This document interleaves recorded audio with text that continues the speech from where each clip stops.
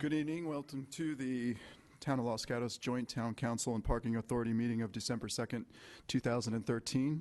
At this time, I'd like to request of the audience that you put your cell phones on silent. And would the clerk please call the roll? Councilmember Diane McNutt. Here. Councilmember Barbara Spector. Here. Councilmember Joe Brzezinski. Here. Vice Mayor Marcia Jensen. Here. Mayor and Chair Steve Leonardis. Here.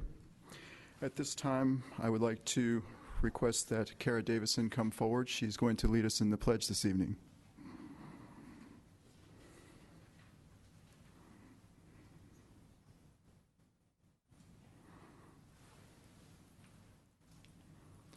I'm going to say a few words about Kara, and then she will lead us in the pledge. Kara is a third grade student at Lexington Elementary School. Kara is in K-Kids, and she narrowly missed a spot on the student council at Lexington. Kara likes math, reading, science, and art.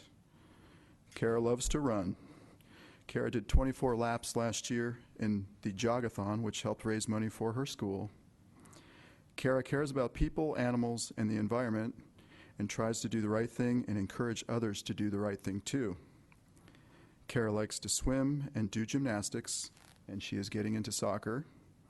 Kara loves to hang out with her family and her neighborhood friend Ava, and loves her two guinea pigs, Noodle and Latte. Kara cares about global warming, and in her spare time, Kara enjoys drawing and watching TV, much to her parents' chagrin. So let's give a hand to Kara for leading us in the pledge this evening.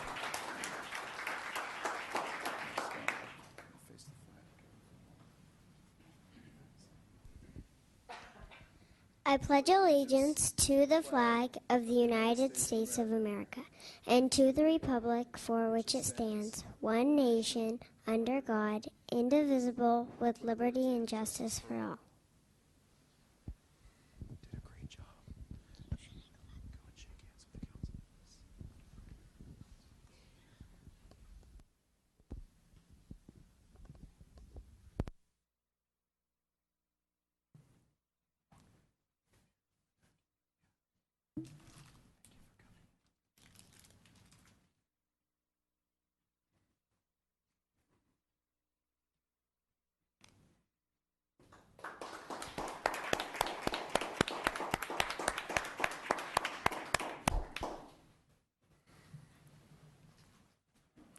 Next is our closed session report.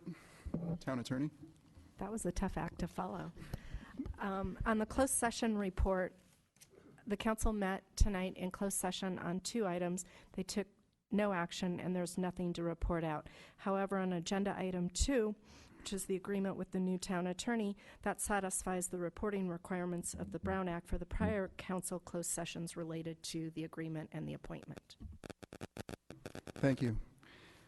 At this time, I'd like to remind the audience that you can speak for 3 minutes on any matter that's not on the agenda. And please fill out a speaker card if you'd like to do so and hand it to the clerk. And the next is our council matters. Does any member of the council have anything to report? Seeing none, we're moving on to manager matters. Mr. Larson.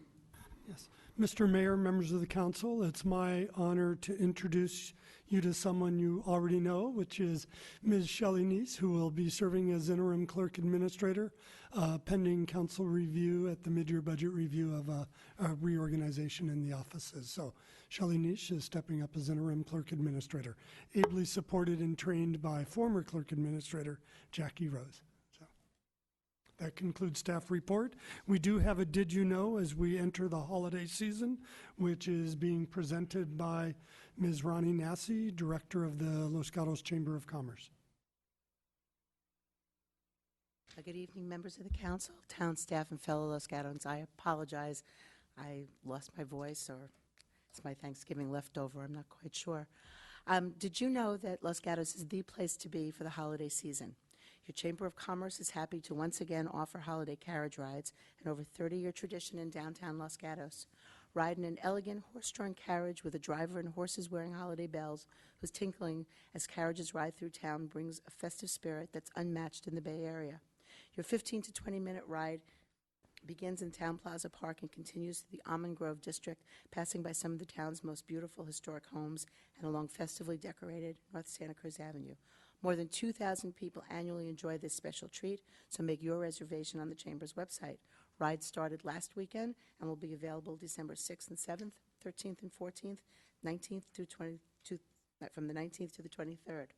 Something new this year, more than 50 of downtown Los Gatos' finest merchants will be rolling out the red carpet for shoppers to stroll and be merry on the 3 Thursdays before Christmas until 9 p.m. The downtown holiday shopping stroll is being unwrapped by the Los Gatos Visitors Bureau, which is a partnership between the Los Gatos Chamber of Commerce and the town of Los Gatos to promote our gem of the Silicon Valley as a destination for visitors and our residents. There will be weekly drawings of merchandise and gift certificates donated by our local merchants and restaurants, as well as grand prizes, all for shopping at the participating merchants on December 5th, 12th, and 19th. So stroll, shop, and be merry. To make your visit to downtown more enjoyable, the town of Los Gatos is again providing complimentary valet parking available to shoppers and employees to help ease the parking crunch during the holiday season. Located in parking lot 4 off of North Santa Cruz Avenue between Grays Lane and Elm Street, the valet will be available most days in December from 9 a.m. to 9 p.m.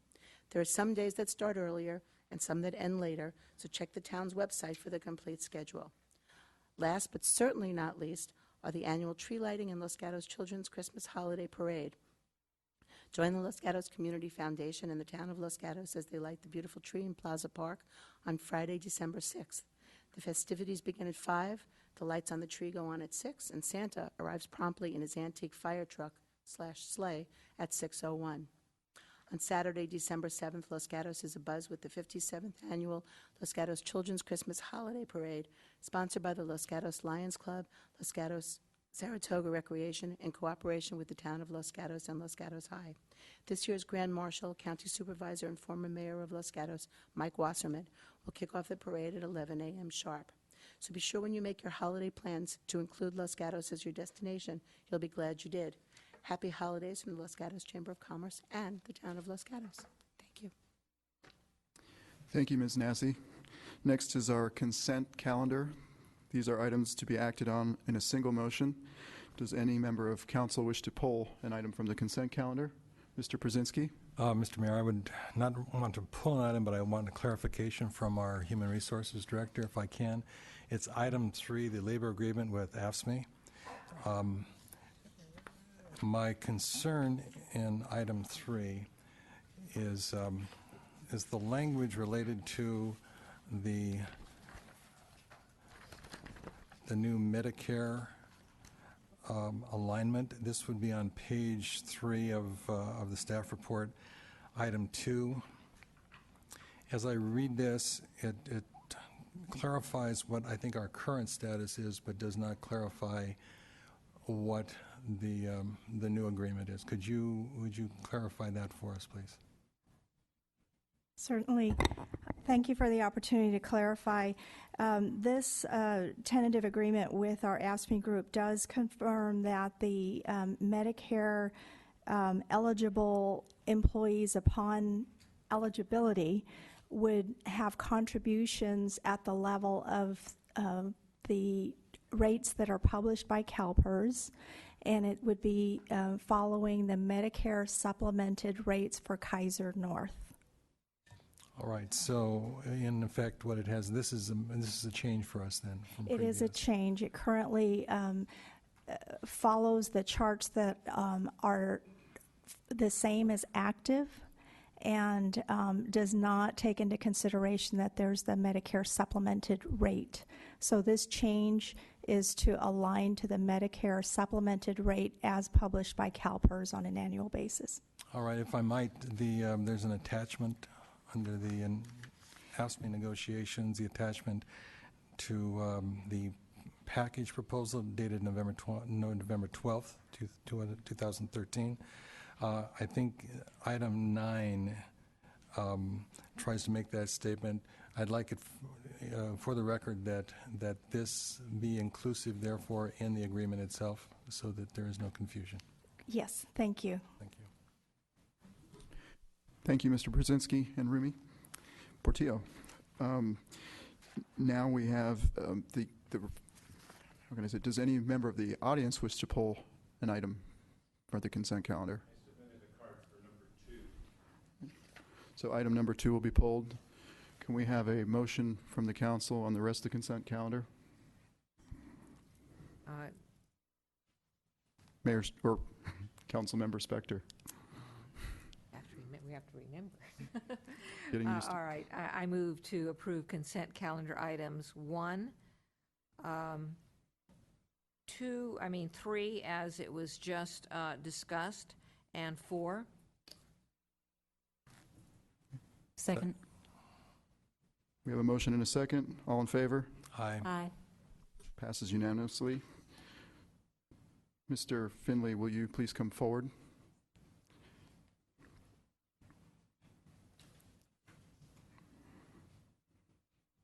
Hi. I haven't done this in a long time. I submitted a single-page written statement, kind of like they do in Congress, and I left copies, and I've been told they've been sent down. I don't have any specific objections to this item. I had no other way to do this other than to pull it, but there's not enough information in the whole agenda packet for members of Los Gatos to offer any public input. So if the purpose of the agenda packet with all the background information kind of thing, it basically says there's a man named Robert Schultz. It doesn't say where he came from or anything, but there's a man named Robert Schultz that can be our attorney for the town. And it doesn't say anything about alternatives. It doesn't say what other choices, but it does say that in 10 days they want him to start. So it's kind of like, that doesn't sound like there's even much time for alternatives. I'm sure that there's been a diligent process, but if the community's supposed to have any kind of input, there really wasn't, that I can tell, much opportunity. And as far as the item, I don't even think the agenda items got to the library until probably a few hours ago because of the closing of the town and the closing of the library. They were kind of opposite or whatever. So basically all I'm saying is I don't have any comment on him, whoever Robert Schultz is. I met a gentleman who says he's Robert Schultz.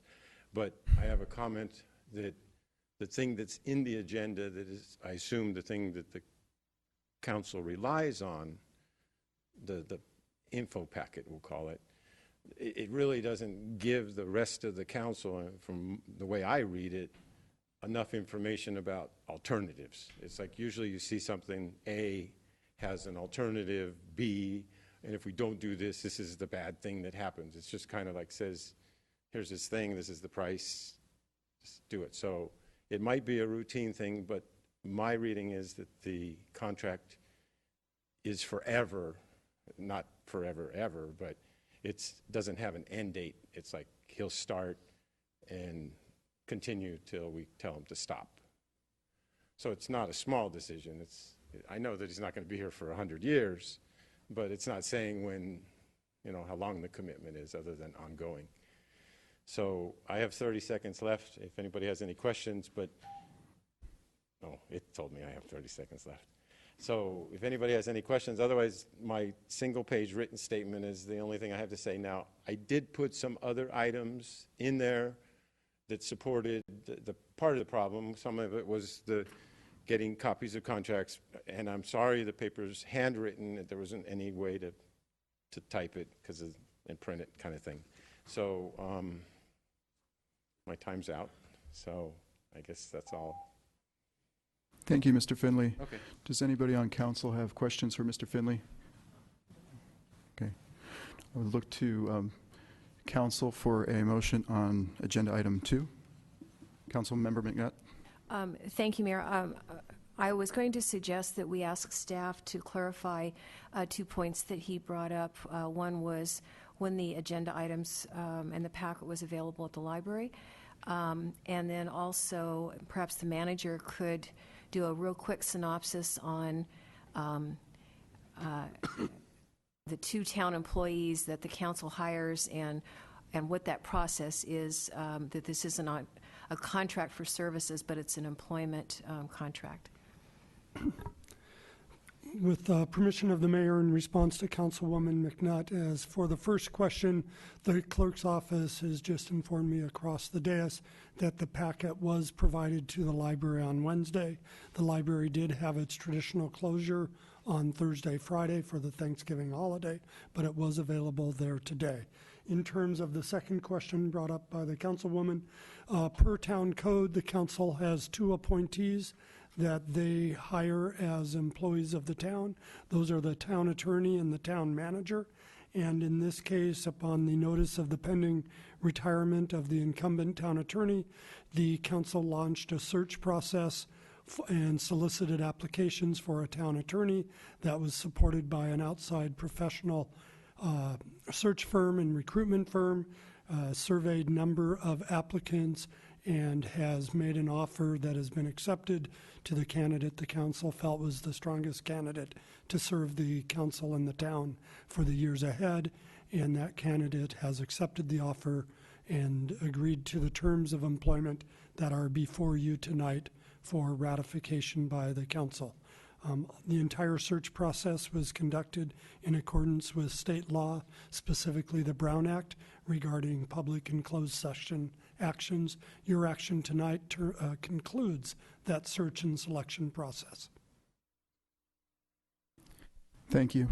Does any other member of council have questions or comments?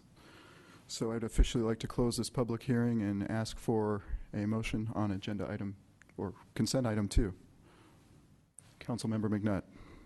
Thank you. I'll go ahead and make a motion to approve agenda item 2. Second. We have a motion and second. All in favor? Aye. Opposed? None. Motion carries. And we move on to our next item, which is to officially welcome Mr. Robert Schultz this evening. He will be joining us on the dais on December 16th. So thank you. If we would like to give him a round of applause. Welcome aboard.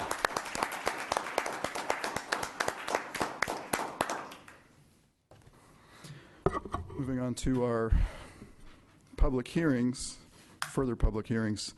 Our first is conditional use permit application U-13-011, project location 32 North Santa Cruz Avenue. And this is the Napa style. We are going to consider a request of approval to modify an existing CUP for a formula retail store, Napa style, to allow beer and wine tasting. Point of order. Verbal communications. I am very sorry. Thank you for bringing that forward. Next is verbal communications. Any member of the public who wishes to come forward, you have 3 minutes to speak. You could speak on any item not on the agenda. And it looks like we have 3 cards. The first would be Mr. John Shepherdson. Please come forward.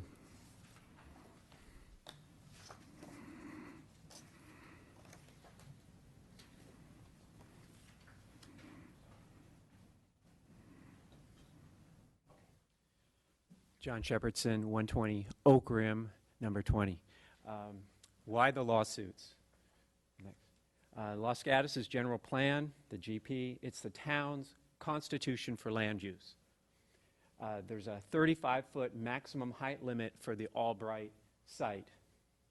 It's subject to rigid development standards. We believe that's mandatory language, maximum limit rigid. The project was approved at 65 feet. The general plan rule was 35 feet. We've gone to 65. The rule was broken. What's the adverse impact of violating the general plan? The environmental impact report paid for by the town, or the town's environmental impact report paid for by the developer said that the environmentally superior alternative, the best developed use of the property, was 350,000 square feet of commercial office space. The town approved 485. The differential is 135,000 square feet over the EIR best of 350,000. What does that equate to? It's equal in square footage to 67 single-family homes at 2,000 square feet. It's a whole new subdivision.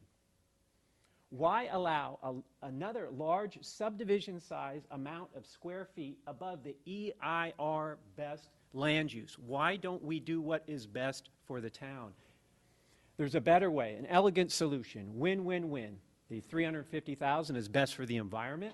Developers will make millions of dollars. This is the Carlyle Group.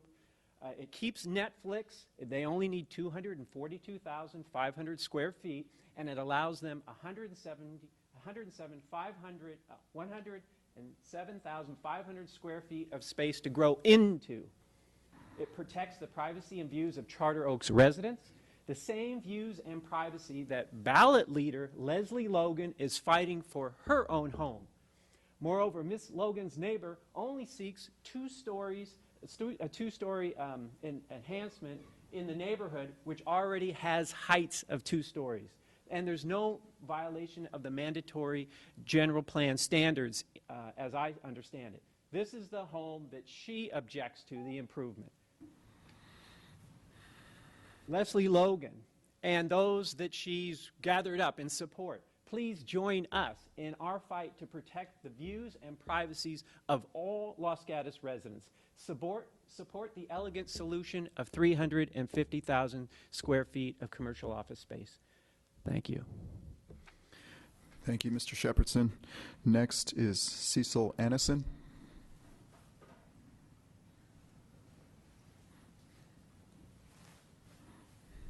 My name is Cecil Annison. I have an audio clip I'd like to play if it works. At the same time, I'd like to have a visual of the conversation. So that would be... Oh, okay. Okay, so I've been really concerned about the signature gatherers, not that they're gathering signatures, but what they're telling people. My own conversation with 2 particular signature gatherers I recorded, which I believe is legal, and I'll just read this to you. Miss, we are dedicated to keeping Netflix here. I say, yeah, that's me in italics, yeah. Do you live in the city of Los Gatos? Mm-hmm. What is the city what it is, City Council voted 5-0 to expansion of the Netflix campus. One lawsuit by one organization froze everything. So we're attempting to go directly to the voters for an up or down vote, and that's what we're gathering signatures for again, to place this on the ballot. So what are you asking for? A signature for the initiative. No, I mean in the initiative. What are you asking for? Okay, right now, there are no typos here. Right now, because the general plan is not corresponding with what they call the city, I think they call it the building ordinance, they filed a lawsuit. We're attempting to go 65 feet high. That's the crux right there, the rub. So that's what we're addressing. We're addressing their lawsuit by signing this initiative, we can circumvent both of them with the approval of the voters. What does that have to do with Netflix? That's the campus. That's the Netflix buildings right there. Why do they need so much space? Well, that's what they're asking for. It's 485,000 square feet, miss. Sir, can you help me? Okay. I don't know if I have time for this one. The point of this one, I just want to point out one part where I say, where is that? It says the expansion is going to be at Winchester and 85, where the light rail terminal is. My concern is that both of these people are giving erroneous information in order to get signatures from citizens. Whether I stand for it or not is not the point. I do not like to have our citizens signing things when they're given erroneous and actually untrue, erroneous, and shady information. I wanted to bring this to your awareness and to the citizens of the town of Los Gatos. Thank you. Thank you, Ms. Annison. Are there any other speakers who would like to speak on any item not on our agenda this evening? Seeing none. One. Oh.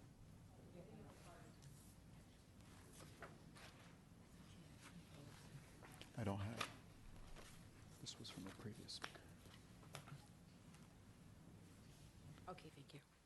Hi, my name is Mary Bagatellos, and I actually came down to speak on another matter, but actually just this week that did happen to me. I was at Walgreens and I did sign the petition thinking that the extension for Netflix thing, they told me it was going to be at the light termination of the light rail site, and had I realized that it was going to be on over by Alberta Way, I probably wouldn't have signed it.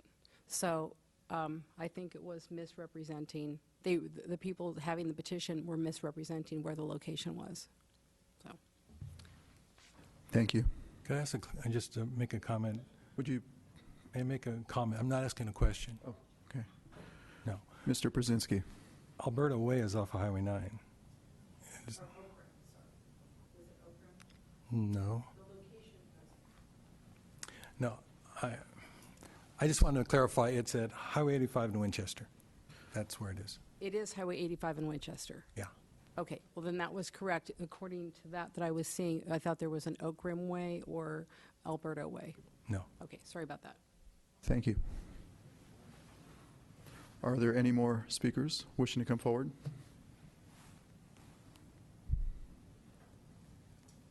Hi, I'm Natalie Ladd. I didn't expect to speak on this issue, but I wanted to tell you what my experience was. I was approached in my apartment complex where I live way in the back, and someone came and knocked on my door and said that they needed a signature to get Netflix approved. So me and my son both signed the petition, not really realizing what we were signing, and they said it was to approve Netflix building and to be able to bring in more income from taxes to the town of Los Gatos.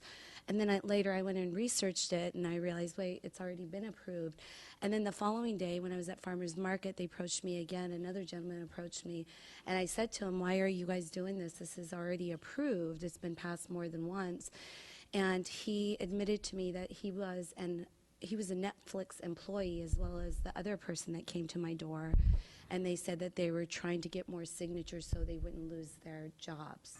So I just wanted to share that information with you guys because I felt like it was a little misrepresented, because I thought it was a citizen of Los Gatos that was getting the signatures, but it was actually Netflix employees that were getting the signatures. Thank you. Thank you. Are there any other speakers who would wish to speak on any item not on our agenda this evening? Seeing none, we will move on to our first public hearing, which is the conditional use permit U-13-011, project location 32 North Santa Cruz Avenue. And this is the Napa Style store. We are considering a request of approval to modify an existing CUP for a formula retail store, Napa Style, to allow beer and wine tasting sales and events on the property zone C2 LHP. And we have the applicant coming forward. You have 10 minutes to state your. Mr. Mayor, may I ask a question of staff before we go into the hearing? Yes, you may.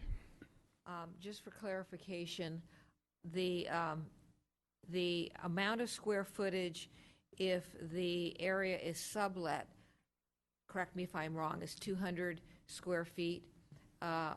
And one, is that correct? And two, if it's not sublet, if Napa does the wine tasting, what is the area? Is it still 200? The square footage permitted under the current conditions within your CUP that's presented to you is 200 square feet for the wine or beer tastings, whether it's sublet or whether it's used by Napa Style. Thank you very much. Actually, I wanted to mention that we do have a staff report this evening presented by Associate Planner Marnie Mosley. So before you have your chance to put in your 10 minutes, we will hear from Marnie. Thank you. Good evening, Mayor and council members. I want to remind you that you do have a desk item on this item, and I believe the applicant also provided you an additional supplement just before the meeting. The applicant is seeking to modify the conditional use permit for an existing formula retail tenant. The applicant is looking to add three elements. 1, off-site sales of beer and wine. 2, sample tastings of offered beer and wine during regular business hours.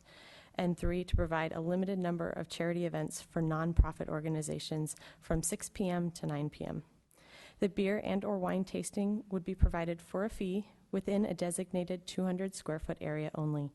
The tastings would be limited to a maximum of 5 1-ounce sample pours per customer per day. The charity events would be for registered 501c3 or 501c6 nonprofit organizations only and would take place after regular business hours between 6 p.m. and 9 p.m. only. The applicant would be limited to a maximum of 3 events per month with a maximum of no more than 24 events per year. Each event would have a maximum of 25 guests. Any service of food and alcohol at these events would be provided by an ABC licensed caterer. The application was considered by the Planning Commission on October 23rd of this year. The Planning Commission recommended denial of the application based on a concern regarding intensification of alcohol uses and parking needs within the downtown without a clear benefit to the community. Staff recommends the Town Council deny the application, but reminds the Council that it's within their discretion to approve any, all, or none of the 3 elements proposed by the applicant, or to provide additional language or conditions as desired. This completes staff's report. We are here if you have any questions. Does Council have any questions for staff on this item? Councilmember McNutt. Thank you, Mayor. Yeah, I have a couple that I'd like to have clarified. The first is under current policy, just generally, what is the right of any merchant to close their shop and make it available for a private event? And I won't talk about whether there's alcohol served or not, but can any store close and then have a private party in that store in the evening without having any approval from the town? As far as staff is aware, there is no language within town code that specifically restricts that unless it's discussed within an existing CUP or such. And if that is true, and the people who are having that private event are able to legally serve alcohol because they're using a caterer with the proper license or whatever that situation is, does that change that answer, or is it still currently it's their right to do that? It's staff's understanding that that would be their right under what you discussed, if they're using appropriate ABC approvals with an ABC catered. Okay. And then my second question is, on page 3 of the staff report, there is somewhat of a clarification on definition of the approved use, this regional formula retail business solely for the sale of home furnishings. And it talks about what that excludes, but it doesn't talk about what it includes. So, so where I'm going with this is the sale of bottles of wine within the definition of home furnishings? How is that, or how is home furnishings defined? Well, the language that's provided on page 3 is what the existing conditional use permit language is. The proposed language is different, and that's provided in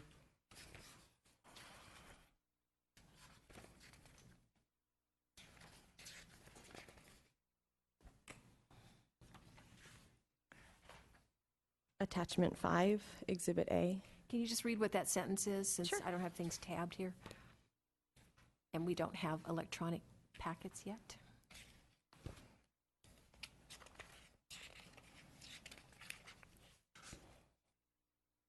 The use listed is the approved use is for a formula retail business for the sale of home and dining accessories, including limited packaged food items and room temperature beer and wine packaged for off-site consumption. Okay, and so the word limited is not defined, but it could be. Correct. Okay, I think that's all my questions for right now. And Mr. Mayor, I did have one additional comment on the private events. If a commercial establishment were to have a private event that the town became aware of that had any impact on the town infrastructure, be it streets, parking, sidewalks, then the town does have the right to impose a special event permit for such use. It would take foreknowledge to impose that in advance, which doesn't always occur. And ABC does not require a special license for a private event where there is no consideration given for alcohol served. So if there's no ticket to get in or no transaction, then there's no ABC permitting required for that. Thank you, Mr. Larson. Councilmember Spector. Thank you. Then let's circle back, if we could, Mr. Larson, to Ms. McNutt's question. A business, let's say a business in downtown, could close their store and have an after-hours event that includes the service of beer and wine without a special events permit. If the staff became aware of it, then the business could get or apply for a special events permit.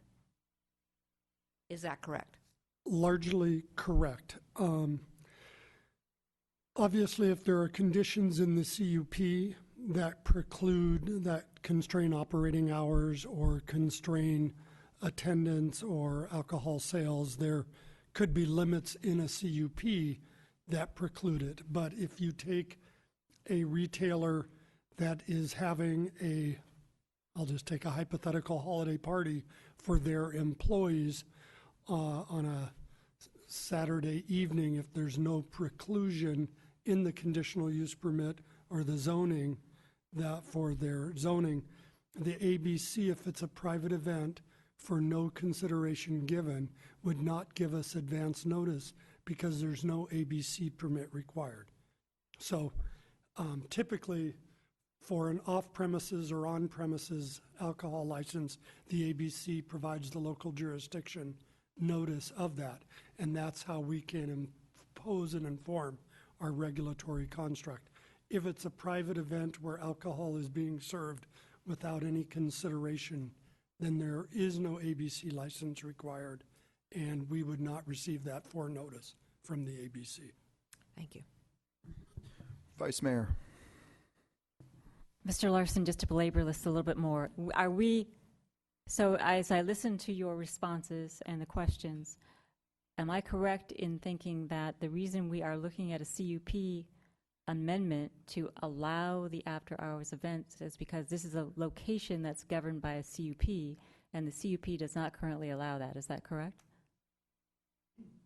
And I believe the applicant is not proposing service of alcohol without consideration, that there'd either be ticketed events or for sale beer and wine. So there would be ABC licensing required, and that's why it's before you. Thank you. Councilmember Brzezinski.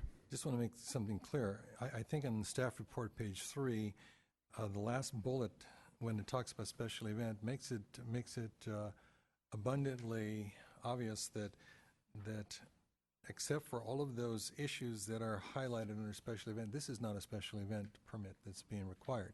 This isn't one of those continuous events scheduled to take place on the street, sidewalk, alley, right-of-way, with crowd control issues and all those kinds of things.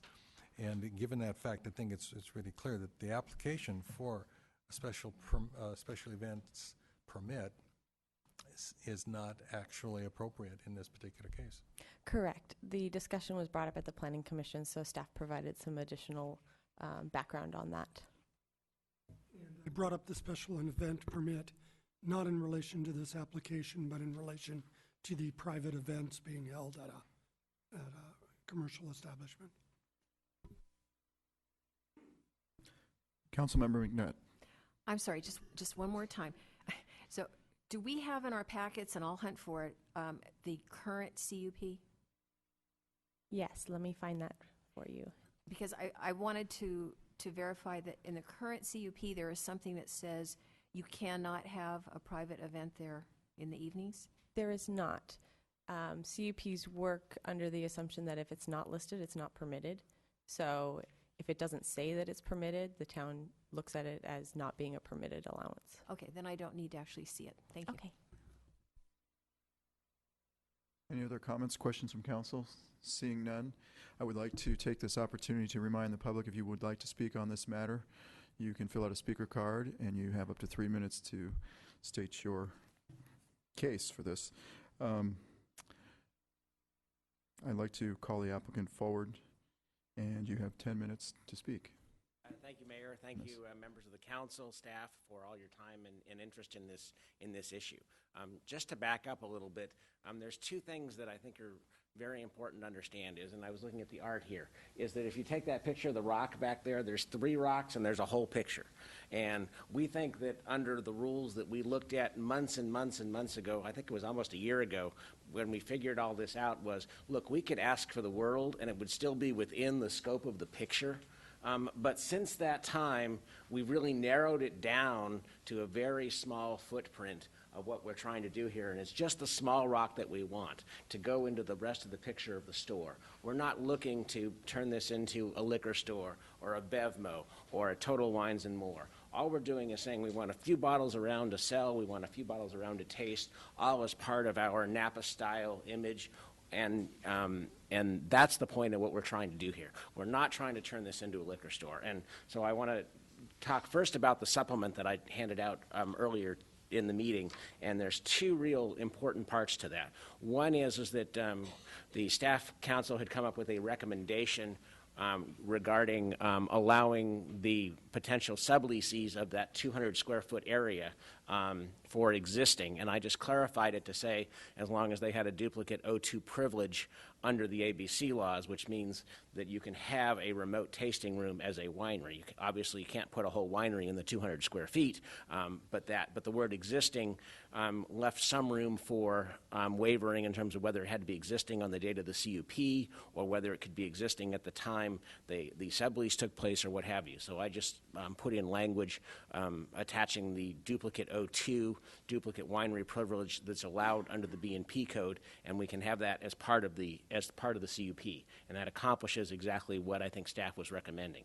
The second area of clarification was, sure, we could have the bottles of wine all over the store, et cetera, but we're willing to, because this is not our primary source of income in the store, is to say, okay, we'll limit it to 60 bottles around the store and another 60 bottles in the tasting area, and keep it from becoming a wine store and still keep it the flavor of of a home goods store under the existing CUP. To get to Councilperson, is that the right word? Councilperson McNutt's comment regarding the special events and everybody else is here. We appreciate those concerns, and we didn't want to offend anybody by having these kinds of events, whether or not they're allowed, whether or not they're private, whether or not they're paid, whether or not the charity says it costs $35 to go to the event. We just wanted the town to know that we were available for this service, and we wanted to be able to put these on without having to come and get some permit that didn't quite apply to what we were doing. We were just trying to say, hey, we want advance permission to do this so we don't run afoul of anybody's concerns, and we don't run afoul of any rules or get fined after the fact or have you guys find out that, oh my goodness, they're doing this event and they didn't get a proper permit. Well, it doesn't really fit in the round hole. So we're just trying to do the right thing here and get that accomplished. In the same way, we're just trying to limit this to our real business purpose, which is to complement our existing home store and not to replace it. So that's all I have. Once again, thank you for your efforts, and I'm certainly available to answer questions. Thank you. We have a question from the Vice Mayor.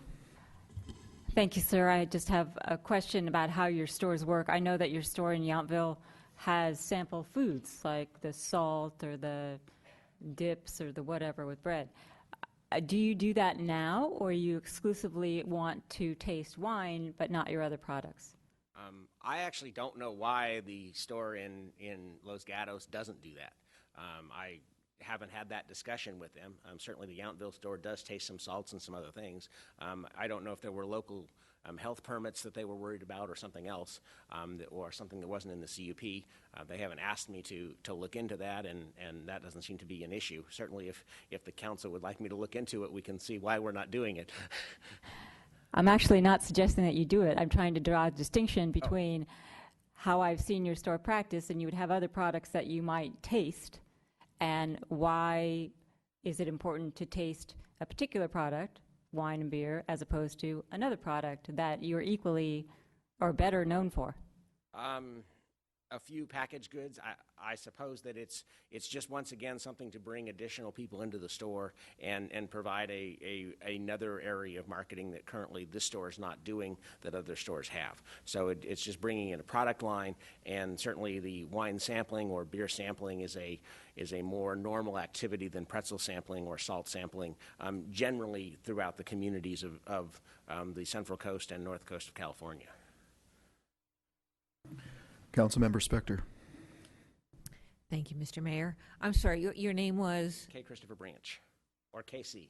Casey. Well, I'll probably call you Mr. Wrench, right? No, branch like a tree branch. Okay, Mr. Branch. Mr. Branch, I had a couple questions, and it may be that it's the materials that we've received and it's not accurate, so I need to ask you. Assuming that you had these events after you closed the store, is it your statement or your objective that they would be limited to nonprofit organizations? Because that was what I saw as a good portion of what the Planning Commission was discussing. Yes, they should be 501c3s or C6s. The C3 is your traditional charity. The C6 is more like your Chamber of Commerce. Then the follow-up question is, because that's what I understood, how would the fact that the organization in your store is a 501c3 or 501c6 be monitored by the town in order to determine if you are complying with your requested CUP? So if the Los Gatos Table Society comes to us and they say we want to do a special event, it would be obviously in our interest to vet the Los Gatos Table Society to find out if they are a 501c3 or C6, and if not, say no thank you. And certainly if we put on the event for the Los Gatos Table Society and then you find out later, or the town finds out later, then we violated our use permit, and there's going to be some consequence, I would imagine. So it certainly, in the same way that if you violate any other provision or condition of a CUP, there's a consequence. So it would seem like that would be the order of business. And to take it back to Councilperson McKnight's comment, once again, we don't want to overstep the bounds of what we're allowed to do, so we'd rather ask permission in advance.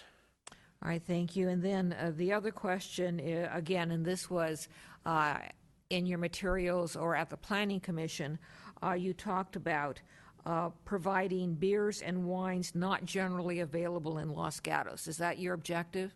Yes, certainly now that you've lost at least one, the French store and some other stores, basically the idea is to bring in some unique labels, not bring in the large, there's 3 or 4 largest wine companies in the world, not to bring in those wines, but to bring in, the more handcrafted boutique wines, either from the area or from the Central Coast or from the Napa-Sonoma areas or Amador or some of that thing. But the idea is not to compete with the large chain stores, the grocery stores, et cetera, but to bring in some of the special boutique wines. Some wineries make only 100 or 400 or 1,000 barrels or cases even. So the objective is to bring those kinds of products to town that aren't readily available from those particular manufacturers.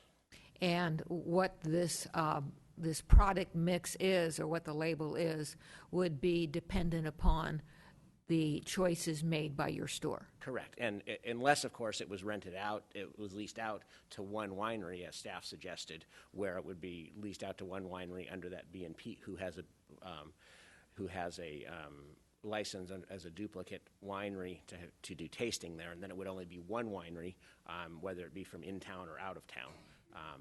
But it would then be a one winery tasting room, and from what I saw, there's only one winery tasting room within walking distance of the Los Gatos area, and that's up at Testarossa, which is about a mile away from here.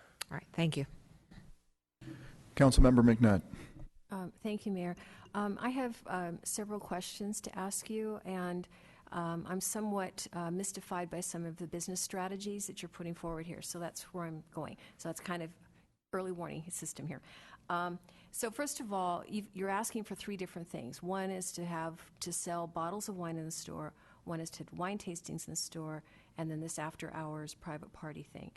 In your reference, in your opening comment to the picture, are you saying you need all 3 of those pieces for it to work, or would any combination, one, two, or all three of those actually benefit the store? Well, all three would benefit them all together.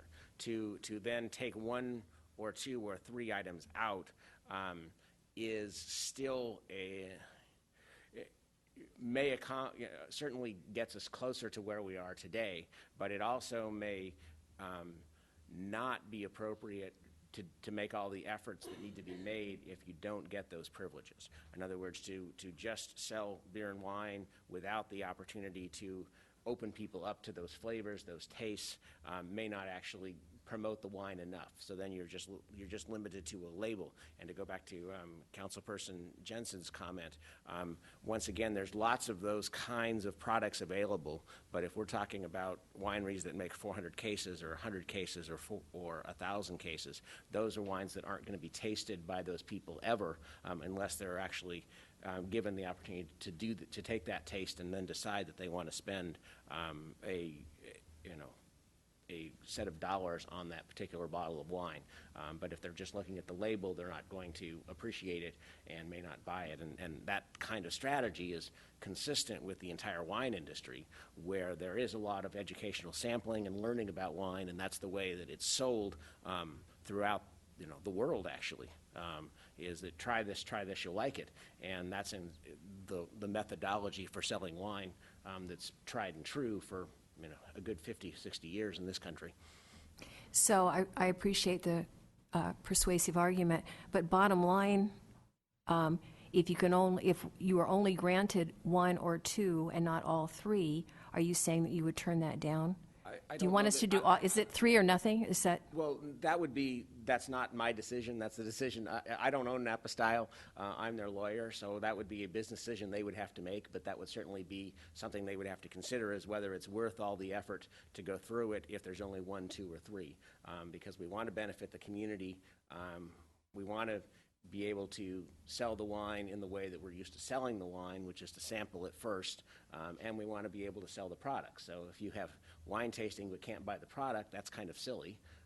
If you have the product but can't taste it, that's not going to sell the wine, so that's really not worth the effort. And the special event is just put in there to add, as long as we were doing it. I'm not sure that we would have put up the special events to do it, but we noticed, in your guidelines and rules that there has to be a benefit to the community.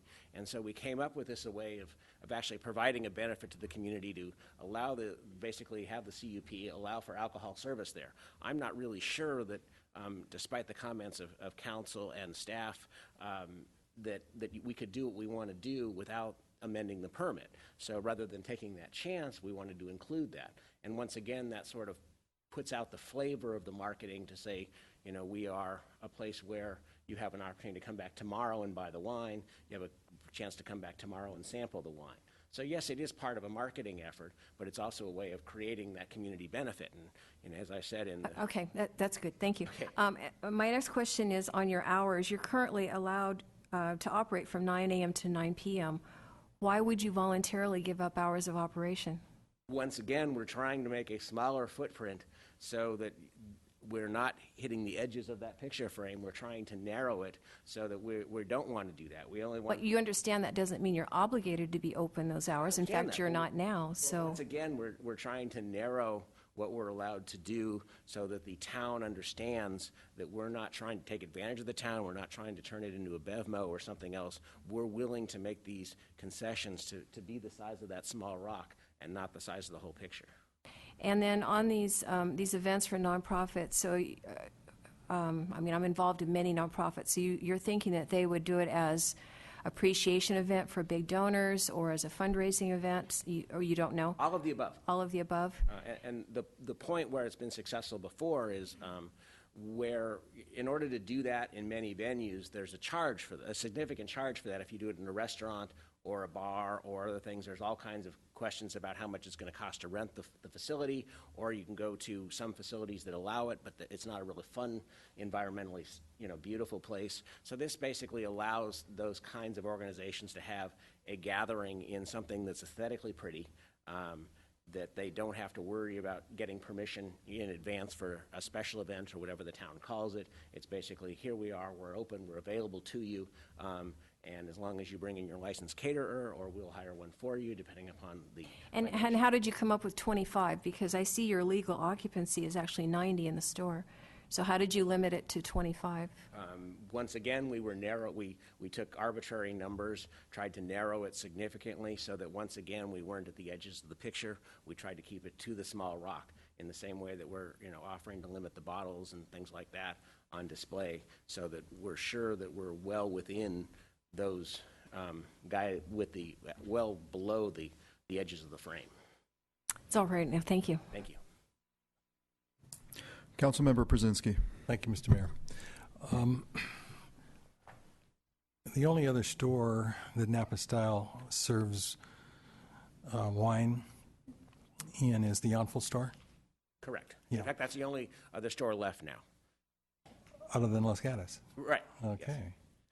Yes. And I noticed that at the Yountville store, there actually is Yountville, or a Napa Style cafe. Correct. I assume that it's an outdoor eating area adjacent to the inside business. And outside. Inside and out. What foods are proposed to be served when the wine tasting is taking place? Whatever the caterer, the licensed caterer would decide to serve, and obviously, I think we put in there that we would be willing to not have any foods prepared on premise. The caterer would have to bring them from outside. No extra heating elements, things along those lines. But basically, it would be a complete catered event with no cooking on the premise. Okay, so what differentiates this from a restaurant? Well, it's a completely portable operation. A restaurant is not portable. In the Yountville location, we have a fully commercial stove. We have vents. We have all kinds of rules and regulations we have to live by because we're calling it a restaurant. Here, it's the same way as you'd have any catered event at someone's home or in someone's business or something along those lines. But there's no cooking. There's no permanent fixtures of any kind that would be used in preparing the catering event. Although there is a sink upstairs which could be used when needed, but it's not something that anybody would rely upon to do these events. Yeah, the reason why I'm asking the question is I'm a little confused about the business plan at this point. I find Napa Style a very attractive downtown property, and we go there often, my wife and I. And as a matter of fact, I have tasted some of the product in the store, and last Christmas it sold us on some things that we sent to relatives. Okay, so it does happen.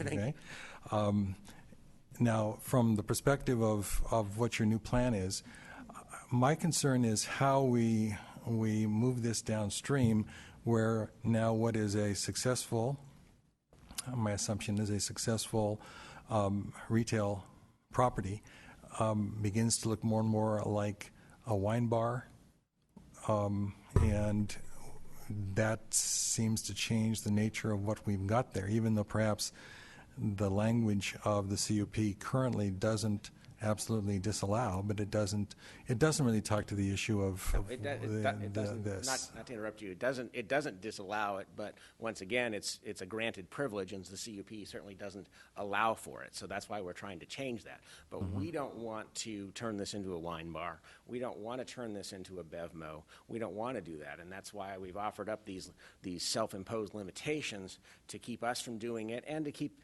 somebody who subsequently acquires the space from doing it as well. Because when our lease runs out, if it's not renewed, we don't want BevMo moving in there either, and we want the council to be able to say, BevMo, you can't move in there because the CUP we gave to Napa Style was so very narrow. There's no way you can do business with only displaying 120 bottles throughout the entire store. I mean, that's just not in their repertoire, and they're not going to be interested. I can't imagine they'd be interested in something like that. Well, I mean, it is an issue for me, and the question that the conditional use permit runs with the land, and so what you're doing is a priori attempting to constrain what this will eventually look like should it go to somebody else, right? And I don't know. I'm discomforted by the fact that I'm not really seeing the parameters within which you want to operate. I hear you saying we're attempting to shave off the edges so that it's the small rock, not the full picture. Okay.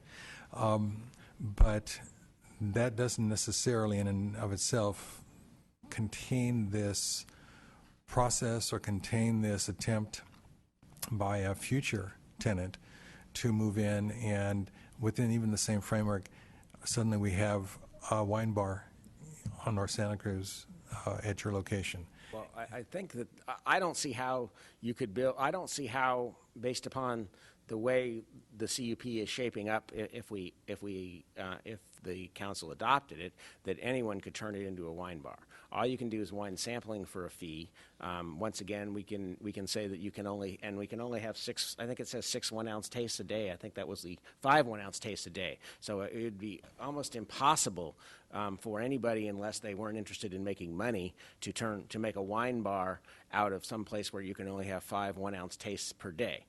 It seems almost impossible to make a wine bar out of a place where you can only have 120 bottles on display. And half of those 60 are in the little tiny 200 square foot area, and 60 are spread throughout the store. I just don't see how you could build a wine bar or a BevMo or any other kind of thing other than a home store in that parameter. Plus, you've still got the existing CUP, which limits what you can do in there as well. So all this is doing is adding an additional privilege to the CUP, which that CUP would limit it from ever being a wine bar. The existing CUP would limit it from ever being a liquor retail store, because those kinds of stores don't sell the kinds of home goods that go in a formula retail store.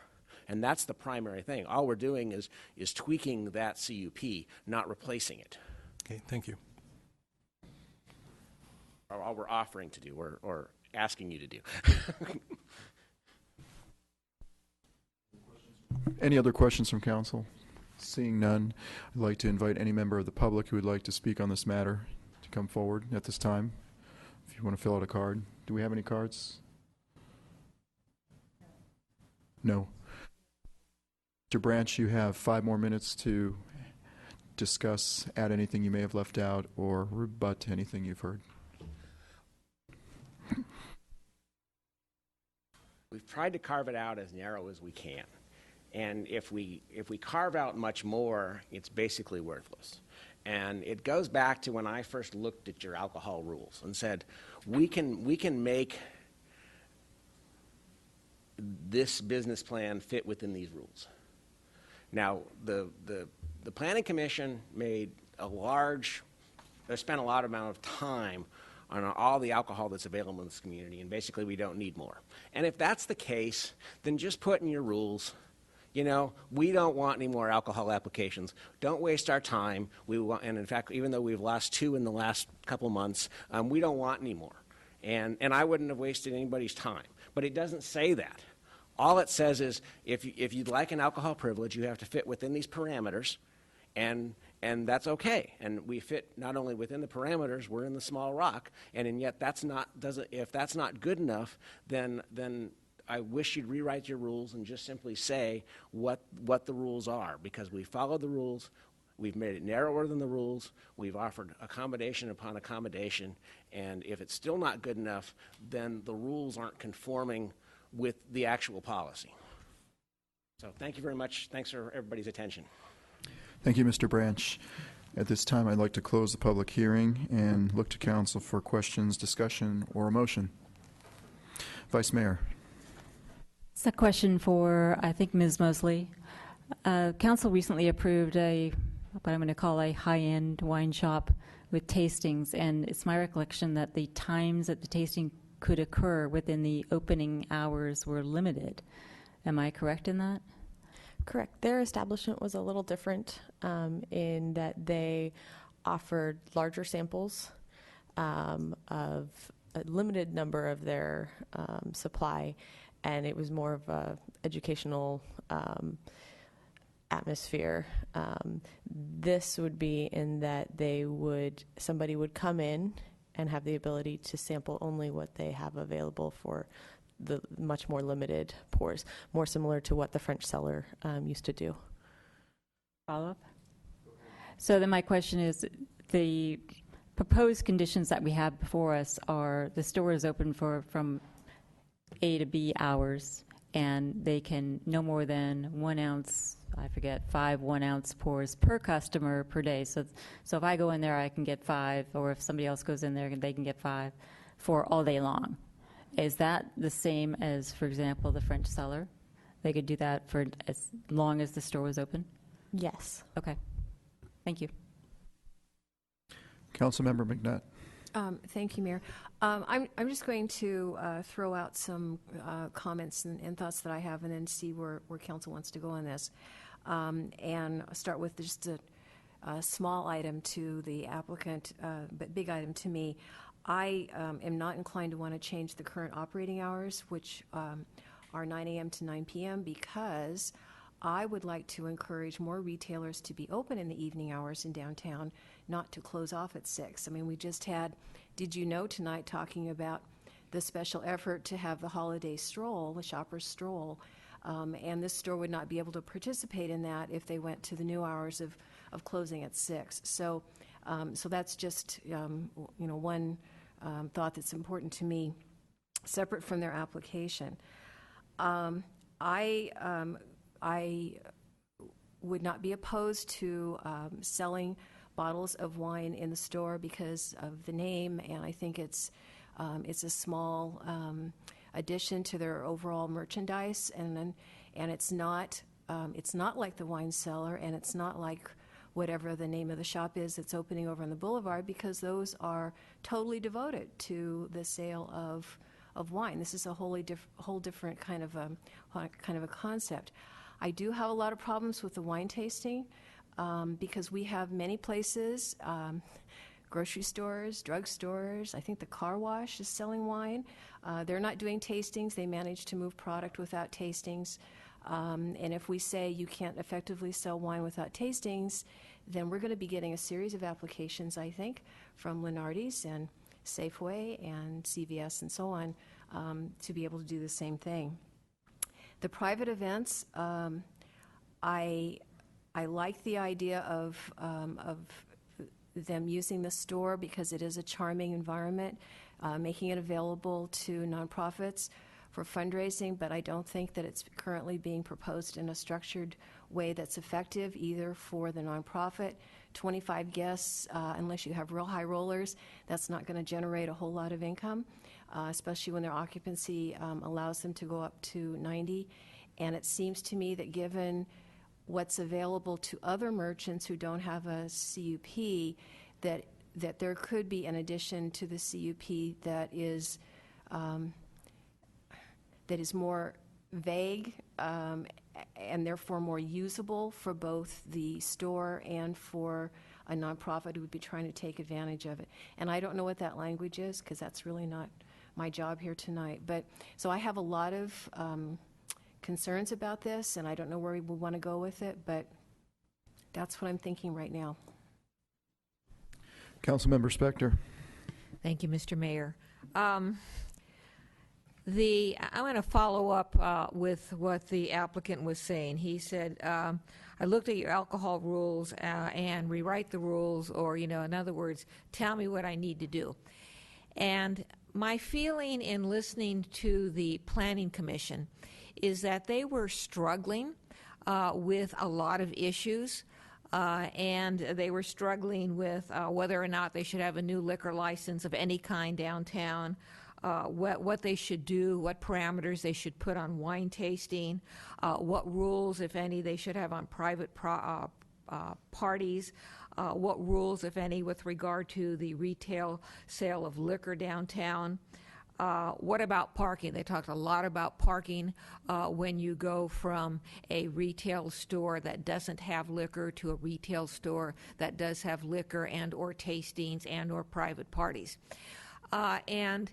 We have very experienced, bright people on the Planning Commission, and my sense was that they were unable to answer these questions as it relates to this application, because we are in the process of rewriting our alcohol policy and creating an entertainment policy. We'll put entertainment aside for now. We are in the process of rewriting our alcohol policy, and it was this planning commission that in September had the alcohol policy before it and wasn't able to come to any conclusion because they needed more information from staff. When the alcohol policy was then brought back to the Planning Commission in October, they didn't get additional information from staff, so they have now passed the issue up to us, the council, with no recommendations, but with a lot of questions. And the questions that they are passing up to us to resolve are actually overlap with the questions relating to this application. So what I see before us tonight are a lot of questions. And they aren't questions because the applicant is requesting anything bad or negative, but because they're raising issues problematic for Los Gatos downtown. They're raising issues that our Planning Commission and the Council have not yet had the opportunity to explore and resolve. Vice Mayor. Thank you, Mayor. I just want to follow up on Councilwoman Spector's comments. In watching the Planning Commission meeting, I agree that they were struggling with questions. Commissioner O'Donnell wanted the council to take a global approach to this question so that we could have ideas about how we were going to deal with downtown. We don't have those policies in place yet. There was a motion made by Commissioner Bourgeois to allow the private events and the wine sales, but not the tastings. That failed because there was a concern about intensification of parking, which we haven't talked about tonight, although it's addressed in our staff report. And then Commissioner Sayoc indicated that there were parts of the application that everyone liked. They liked the charity events, they liked the wine sales. There was concern with the cumulative impact, again, of parking. So ultimately, we got a recommendation for a 4-3 recommendation for denial, if I recall. Could have been more than that, but in any event. So I agree with Councilwoman Spector that there are concerns and that the council needs to provide direction globally. I don't know whether it's appropriate in this instance to have the applicant pay the price for how long it's taken the council and the Planning Commission to come up with policies that we wanted to get in place for a long time. So I, for one, just as this council person, I would strike the balance with Commissioner Bourgeois' original motion, which was to limit the tasting, then to address Councilperson McNutt's observation regarding the hours. I would propose changing the proposed condition from the hours from 9 to 6 to back to the original 9 to 9, except if there is a charity event happening, in which case the store would have to close at 6. I would also add an additional condition that it come back for review in a year to see how it's working out, and if by that time we have policies in place that make sense for other things, then it would make sense for that to be reviewed. But that's the direction that I would go. Councilmember Brzezinski. Thank you, Mr. Mayor. I think we're looking at a situation that is within our purview, because the reason why all new alcohol use comes to the council is because we consider this something that requires policy. And we are not in a situation right now to say we are just forbidding all new alcohol use in town. And if that was what the applicant heard, that's not accurate. Okay? What we're saying is that we are being circumspect about those times in which we allow. And what we're trying to do is make sure that those opportunities that we do allow new alcohol use to be included in a property is the concept of community impacts and community benefit.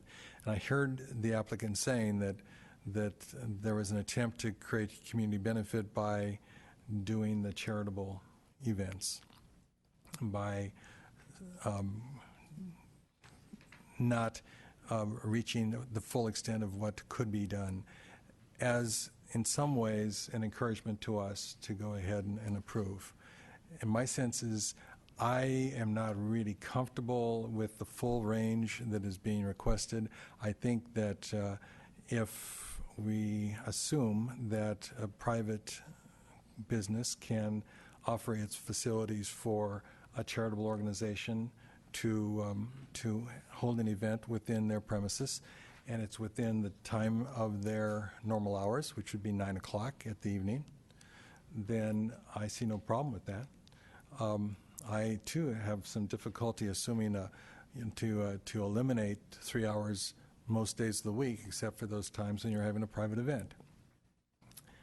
Although I heard that as kind of part of the carrot as well for us to make approval. As far as the wine sale, I'm not opposed to that, but I do think wine tasting takes us into another level. And I understand that there is a good commercial reason for doing that people wouldn't necessarily buy just with the label. But I'm seeing something here that starts to look a little different than the retail business that it is. And that's my concern with this.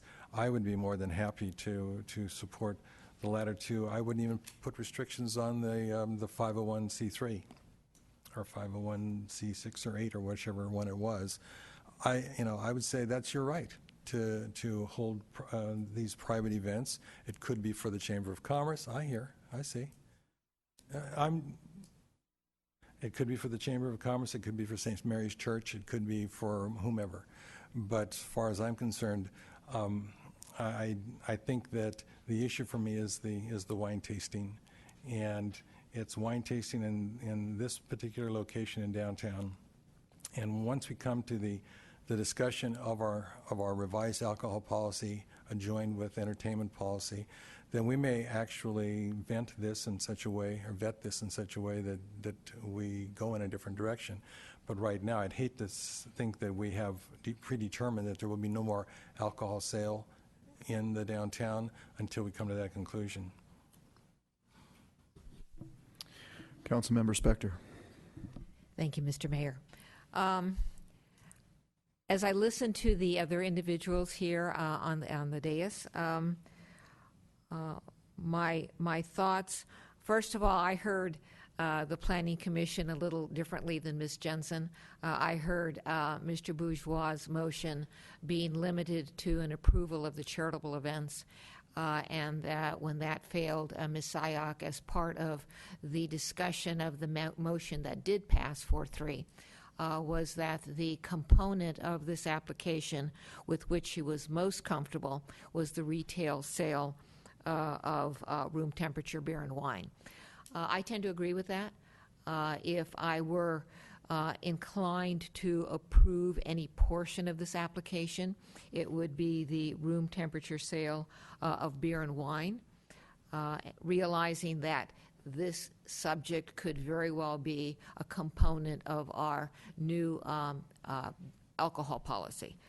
The aspect with which I am least comfortable, as I believe Mr. Przinski said, is the tastings, which I believe are taking us on a different path. And then the charitable events, I'm still not understanding why the establishment cannot just do it now. And I realize we asked staff this question over and over and over again before this hearing started. But assuming that the business can have closed-door charitable events, then I believe that that's how we should have them proceed, not as part of a new revised CUP.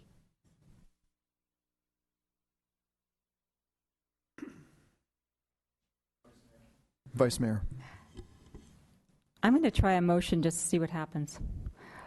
And my motion would be to approve the conditional use application. I'd make the findings that are contained in our attachment number 3, but I'd make the following changes. to the conditions of approval, which appear pretty much at the end of our packet, Exhibit A, Attachment 5, and they follow the proposed ordinance for those of you that want to look.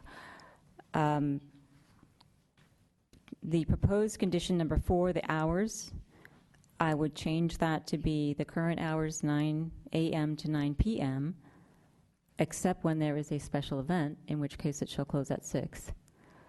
I would merge the tasting and charity event. I wouldn't make it a charity event. I recall from Planning Commission, and Mr. Branch is going to probably nod at me or just gesticulate if I'm incorrect, but that the Napa Style and South Coast Plaza had charity events, and you were using that as a model. Am I thinking of something different? I might be.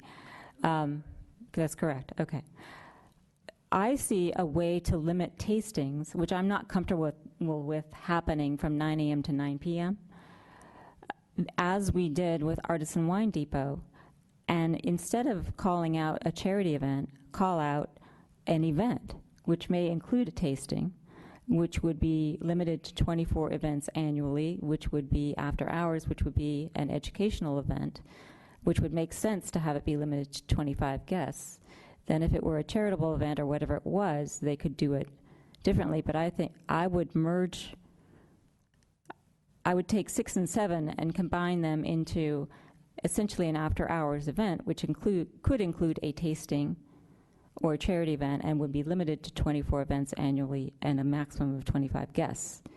I would allow the retail sale that's indicated in my motion, and I would include in my motion a condition number 12, which would require that the CUP come back to the town council for a review after 1 year for compliance and or other issues raised by the approval. That's my motion.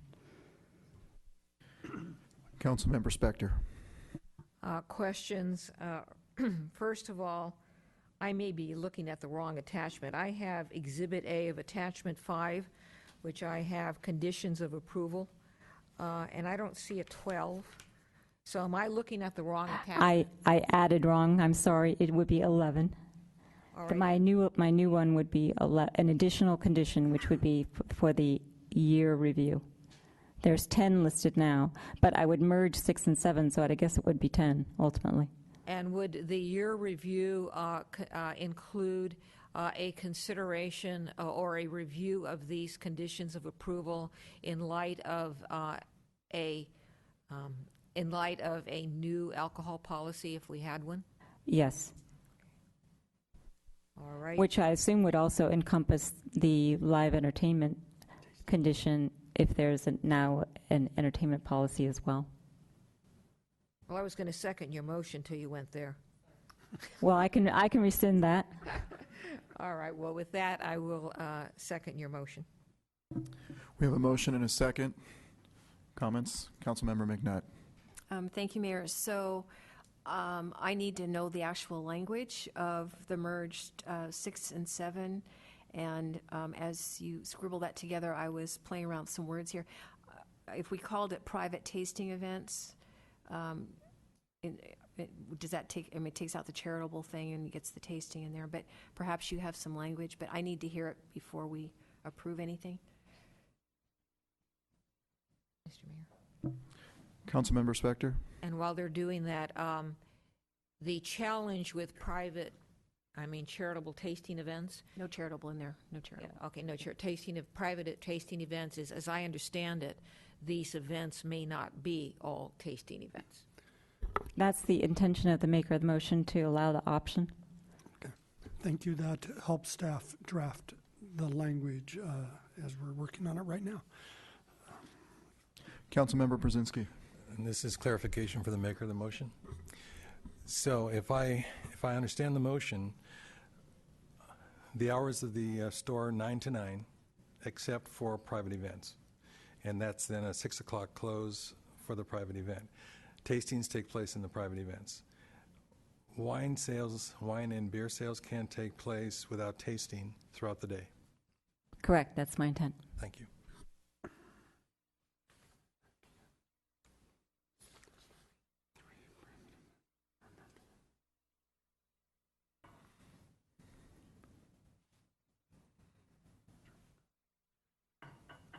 the town attorney has drafted.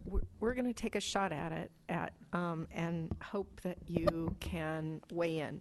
So thinking of combining a maximum of 3 private tasting events are permitted per month with a maximum of 24 events annually. Events shall be limited from 6 p.m. to 9 p.m. with a maximum of 25 guests per event, and stores shall be closed to regular retail operations during the private events. The events may be served by an ABC licensed caterer.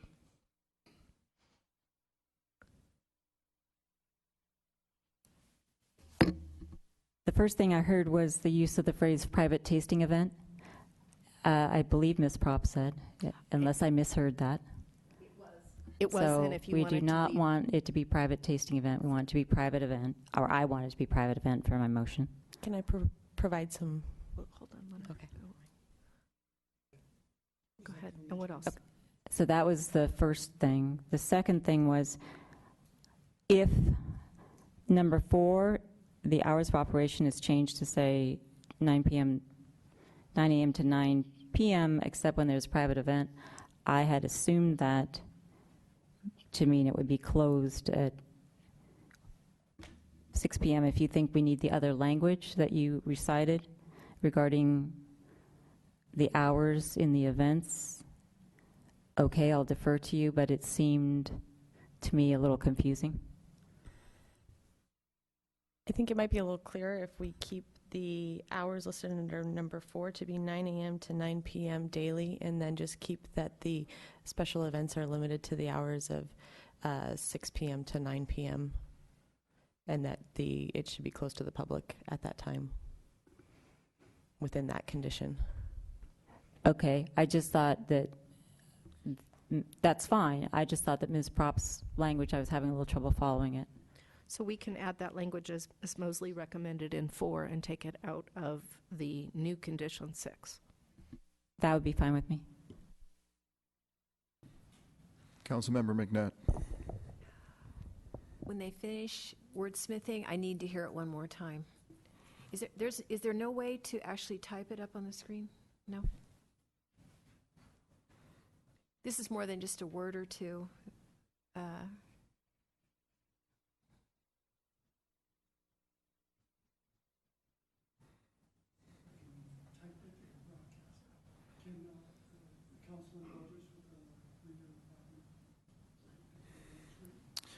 How about if we take a 5-minute recess?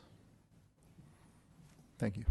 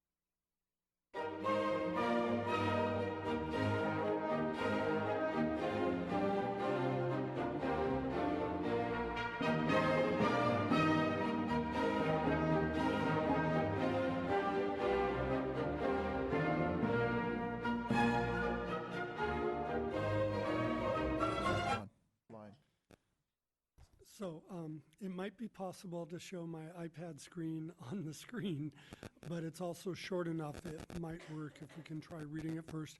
I do also want to mention that the applicant has made a request to staff that this be continued and brought back if the council wants a chance to review the language in writing, which is often a common practice of this council, so we're not quote-unquote designing from the dais. Nonetheless, to further the discussion and then let the council determine if they want to act tonight or continue, the language we've come up with so far is private events. Up to 3 private events are permitted per month with a maximum of 24 events annually. Private events are limited to a maximum of 25 guests per event. The events may be served by an ABC licensed caterer or other ABC licensed provider. And that's to provide the opportunity of tastings if that, by a winery if that was so chosen. Is the maker of the motion satisfied with that language? Yes and no. It doesn't indicate that wine tasting is allowed at the events. It doesn't, since ABC licensed service would be allowed, it would be the caterer or a winery could do the pourings at the event, and it could be tastings or glasses. That would be dependent on the nature of the event. I understand that, but I just think for purposes of having a CUP condition that's easily understood, that it would make sense to add that. And just for the record, well, let's see if the seconder agrees. The seconder does agree.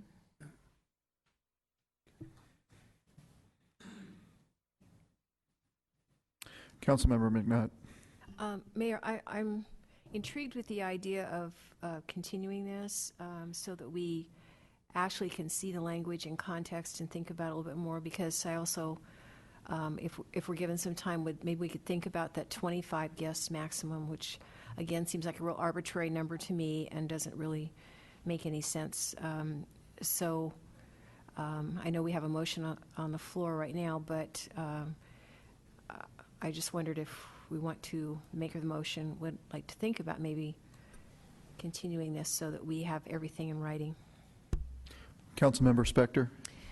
The seconder of the motion is not inclined to agree to a continuance. Then we'll go to Councilmember Brzezinski. I believe you were. I understand what the seconder of the motion feels, but in response to what was a request by the applicant for a continuance, we have traditionally allowed a continuance if requested. Vice Mayor. The maker of the motion is similarly not inclined to withdraw the motion in favor of a motion for continuance. So we have a motion and a second on the table. Is there any more discussion? All in favor, say aye. Aye. Aye. Aye. Opposed? I'm abstaining because I still haven't heard the final language, so I can't. That would be an abstention. We were just trying to include the tasting language requested by the maker of the motion. So from here, we will restate the motion and then we will vote again. It would be the conditions of Exhibit A of Attachment 5 with item number 4 specified be 9 a.m. to 9 p.m. daily except for private events. 6 and 7 would be combined as a new 6, which would be private events. Up to 3 private events are permitted per month with a maximum of 24 events annually. Private events are limited to a maximum of 25 guests per event and may include wine tastings. The events may be served by an ABC licensed caterer or other licensed ABC provider. And then we would be adding a new condition 11, calling for a 1-year review as specified by the maker of the motion, and we would draw that language from the motion. The maker of the motion is satisfied with that language. As is the seconder. Councilmember Brzezinski. Yes, and when in item 4, when you indicated the hours of 9 to 9, and then you said except for, but you didn't indicate hours for the exception. Oh, thank you. Except for private events scheduled from 6 to 9 p.m. That's the intent. Agreed. Councilmember McNett, are you satisfied with the language? So we have a motion and a second. We have language. We'll call the question. All in favor? Aye. Opposed? Passes unanimously. Next public hearing is conditional use permit U-13-015. The project location is 115 North Santa Cruz Avenue. We're considering a request to modify an existing CUP for a restaurant with a separate bar, full liquor service, and outdoor seating to increase the permitted outdoor seating on a property zone C2 LHP. And we have a staff report. Mr. Mayor? Yes.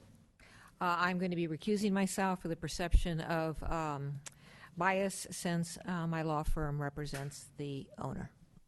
Thank you.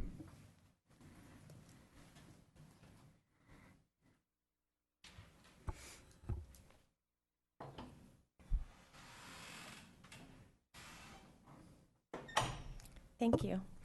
The applicant is requesting to modify the conditional use permit for an existing restaurant with a separate bar and full liquor service. The applicant is requesting to locate 14 of their total permitted seats in an additional outdoor patio located to the north side of the structure. The seats will be relocated from existing permitted seating within the restaurant and may be relocated indoors during the winter or rainy seasons as needed. In addition, the applicant is requesting to place seats for waiting patrons on the front porch, which is not permitted under the current CUP. The applicant has spoken with the adjacent neighbors regarding any noise concerns they may have. No other changes are proposed as part of the proposed application. However, it does give staff an opportunity to clean up the CUP for the office use of the second floor that was included in the 2008 approval but never vested by the property. The application was considered by the Planning Commission on October 23rd of this year. The Commission recommended approval of the application with the modification of condition number 4 requiring alcohol service in the new side patio to cease at 10 p.m. This concludes staff's report. We're here if you have any questions. Questions of council for staff? Seeing none, I would like to invite the applicant to come forward. You have 10 minutes to speak.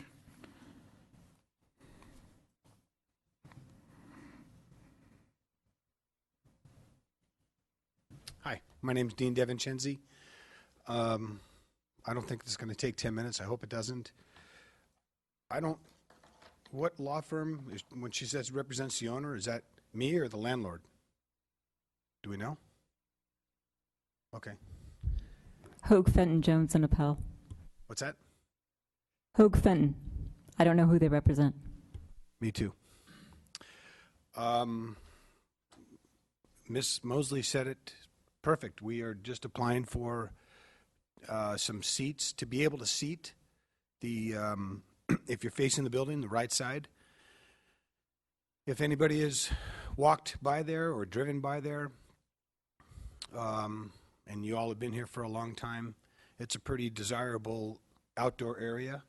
So it's a major addition by subtraction, and what I mean by that is everybody wants to sit outside and really nobody wants to sit inside. So if we are allowed to seat, and which we have in the 2 years that we've been there, we were graciously allowed to seat out there, and with the understanding that we were going to move forward cleaning up the conditional use permit. So it's been pretty popular. I'm 100% for the stopping it at 10 o'clock on that side. The porch area is also very desirable. It's too hard to serve food out there, so that's not a big deal. But to be able to sit out there and wait for a table outside, which everybody wants to wait for a table outside, and not nobody, but a lot of people do not want to sit inside. So it'd be a nice opportunity to be able to serve a cocktail to somebody outside while they're waiting for the table. And again, we can put a limitation on that to 9 o'clock, 9:30, 10 o'clock. I would pray that we would still be serving cocktails to somebody waiting for a table at 9:30, but that's not really the case. So I don't really have much to add to this. So I'm just asking for a modification in the CUP. Thank you, Mr. DeVincenzi. Is there any member of the public who wishes to speak on this matter this evening? Seeing none, Mr. DeVincenzi, you have 5 more minutes if you need it. No, thank you. I'll look to council for discussion, a motion. Questions of staff? Mr. Brzezinski. Just a point of order about closing the public hearing. Oh, yes, the public hearing is closed. Thank you. Yeah, just a clarification, the Planning Commission's recommendation was the 10 o'clock closure of alcohol service in the new patio area. Is that correct? The original discussion from the Planning Commission was to cease seating out there at 10 p.m., but the final condition actually was worded to cease alcohol service at 10 p.m. All right. And that is contained in our documents. Correct. Yeah. I'd like to make a motion. I'd like to move for approval on this conditional use permit application U13015 and make the required findings as presented in attachment 3 in our staff report and adopt the resolution attachment, that's attachment 4, to approve the conditional use permit with the modifications recommended by the Planning Commission. Councilmember McNutt. I'll second that. We have a motion and a second. Further discussion? Seeing none, all in favor? Aye. Aye. Opposed? None. Passes unanimously. Moving on to our next agenda item, which is a tree removal permit T13070. Oh. Almost.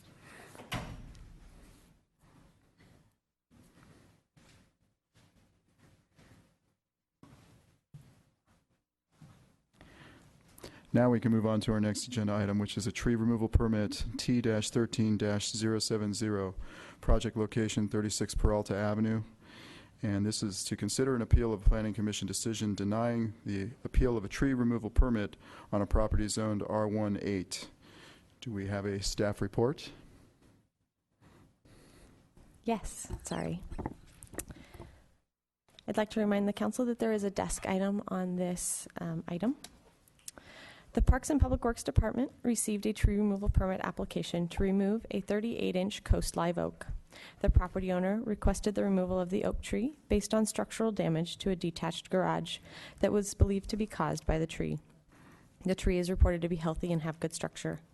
The initial assessment by the arborist for the Parks and Public Works Department was that the tree was causing structural damage. As a result, the tree removal permit was approved. Subsequent to the approval, PPW was contacted by a concerned neighbor. The application was reevaluated, and it was determined that there was not enough conclusive evidence that the cracks in the garage floor were caused by the tree roots, and that the information provided was not sufficient to support removal of the tree. As a result, the town rescinded the approval, and the property owner appealed the decision. For the appeal, the town's consulting arborist conducted 2 site visits and prepared 2 reports that are summarized in your staff report. The arborist concluded after the second site visit that the roots of the tree have been causing damage to the garage floor and walls. The report provided several options or recommendations that included removal of the tree and several options for retention of the tree with or without reconstruction of the garage.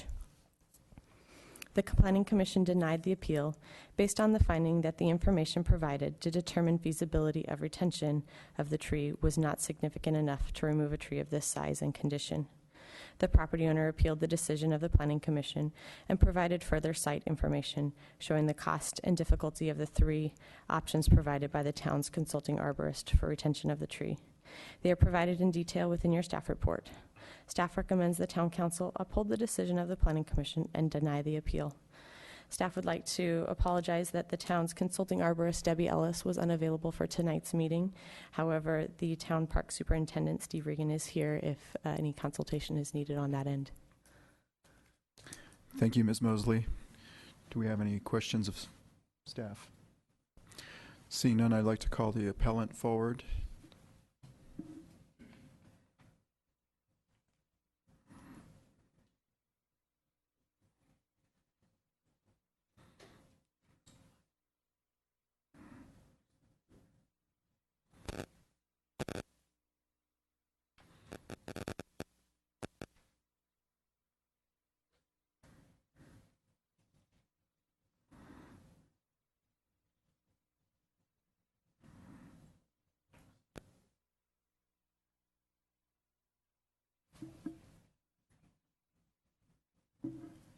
Oh, hi, everybody.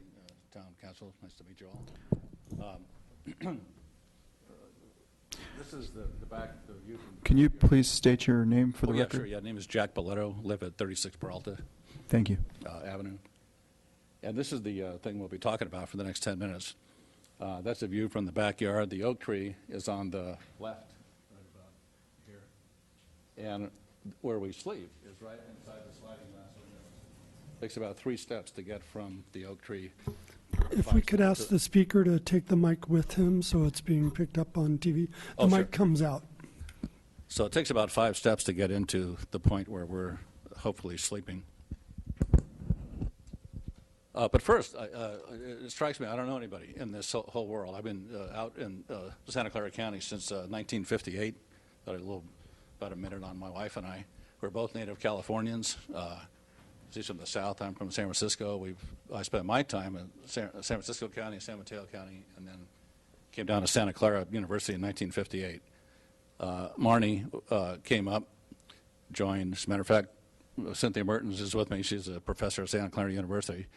And my wife, Marnie, actually came up and lived with Cynthia's parents in Palo Alto. And so we're related, which is why, partly why Cynthia's here. So we've been in the area, like I say, since 58, married almost 50 years, 3 daughters. 2 were born at Good Sam. They all went to either Los Gatos High or Saratoga High. So we're locals, I guess you'd say, somewhere between, halfway between Saratoga and Los Gatos at all times. I also went to Santa Clara and have some engineering degrees in electrical engineering.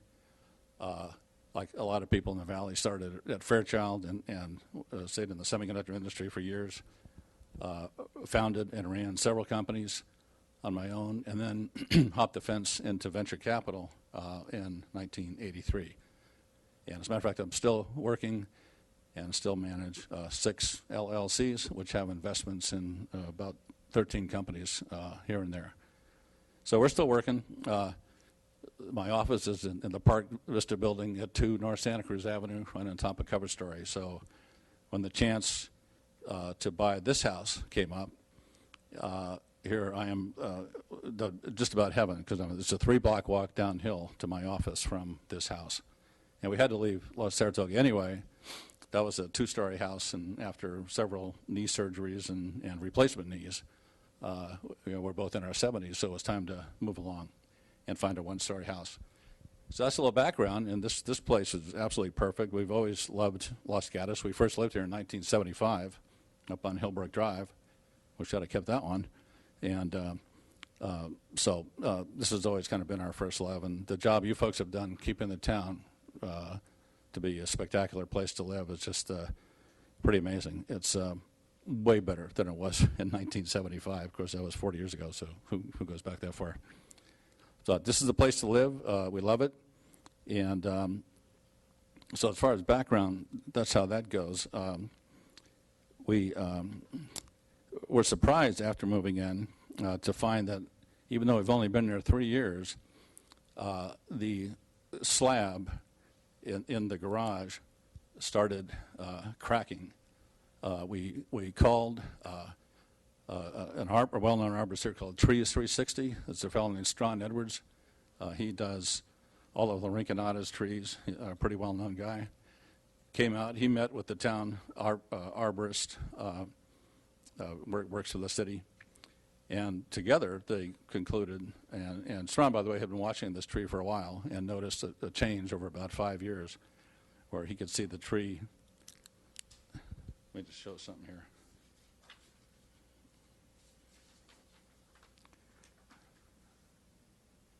the tree is right up, and down at the dirt level, it's touching and encroaching on that back wall.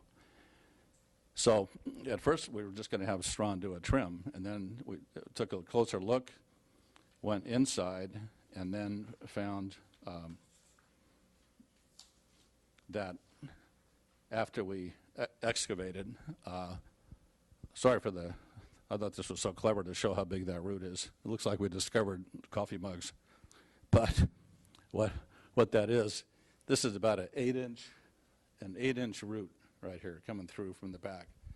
So that tree, as people have said, apparently is very healthy, and that root, there's probably 4 buttress roots like that around the tree.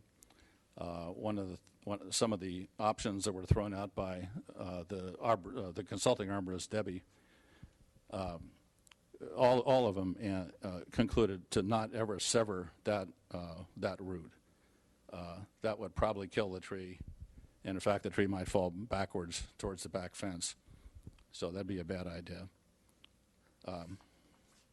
So we went by the rules, went by the book, looked up the regulations, went and got a permit, did everything right, waited about a month, had the same arborist, Strawn Edwards, come back out to do the work. And actually, he asked if he could use the driveway behind the back fence as opposed to my driveway, because it'd be easier to get to the tree. And I said, well, you have to ask the people who live at that house back there. I said, still haven't met them, but you have to ask them. So he went around and knocked on the front door, and it turned out to be Miss Decker. And nobody in the town, apparently nobody in the area knew about the permit. So trucks came screaming up pretty quick. Rob Molden, the town arborist, came out, asked if, this is on a Tuesday, and asked if I would wait until Friday, even though he had a permit. Would I wait until his boss, Steve, got off sick leave, because there must have been some big misunderstanding, and would you mind waiting? So we agreed, okay, we'll wait till Friday till Steve gets here. I have our permit. We played by the books, no tricks on our part. Well, Friday comes, Steve's still not there. Then he asked if we could wait. Is that 3 minutes left out of the 10? Okay, well, so on Monday, Steve came back to work and rescinded the permit. So that's about the time when I asked Cynthia Mertens to come help me, because it was pretty obvious that there's some legal issues that I don't completely understand. Since we had the permit, we're doing everything by the book, and all of a sudden it's been rescinded. So sorry about that. I'll talk quickly. I'm Cynthia Mertens, professor at Santa Clara University, and I am here because I am Marnie Boletto's cousin. This is not what I usually do. I'm not going to go through what we covered in our appeal, because that's in your packet and before you. But the options at this point are to either remove the tree, which is expressly permitted because it is doing structural damage, which is what all the arborists have concluded, or keep the tree and do some construction with respect to the garage. And you've got in your packet again the estimates that following the consulting arborist's recommendations would cost approximately $58,000. If we were to move the garage forward, it would cost approximately $45,000. And those reports are in your packet, so I won't dwell on that. Or we can leave the situation as it is. If we leave the tree and the garage as it is, it's going to obviously create some additional structural damage. And the arborists, both Deborah Ellis and Strawn Edwards, have said that these trees grow quickly. In a growth spurt season, I believe it was Deborah Ellis said it could expand several inches. The roots could grow and continue to damage the garage. If we keep it as it is, there will be further damage to the garage. It could potentially extend to the foundation of the house, the way the tree grows. And, of course, it could create a hazardous situation since it is a very old tree. We did get an estimate that it's between 100 and 150 years old. to have us keep the tree as it is and to keep the garage in its present situation, in my opinion, would be unfair and inappropriate, not to mention the fact that there are liabilities that might come with it. The tree will not, it's in the back of the property, and from the street you really won't miss the tree. We're not in favor of cutting down trees. I don't think anybody here would advocate that, and we like the policy of Los Gatos to maintain trees and to make sure that the stringent conditions are met. But the town arborist is the main expert. The arborists that were consulted by us were also experts, and we believe that their opinions should be followed. Thank you very much. Thank you. Any questions of council, Vice Mayor? I think this is for Mr. Boletto. I have a couple, if I may. My first question is just to make sure that I understand what you said here tonight and what's appearing in the various arborist reports, is that the tree is unquestionably healthy. Is that correct? I would say so. Well, okay. We think so. Okay. With oak trees, you never know. So it's a healthy, it is a later on. healthy 100 to 150-year-old tree. It's that old, yeah. Okay. The pictures that you're putting up on the screen, when were they taken?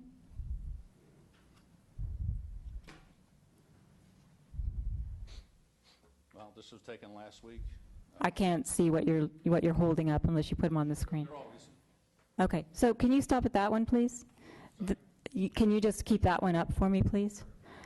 That is taken last week, correct?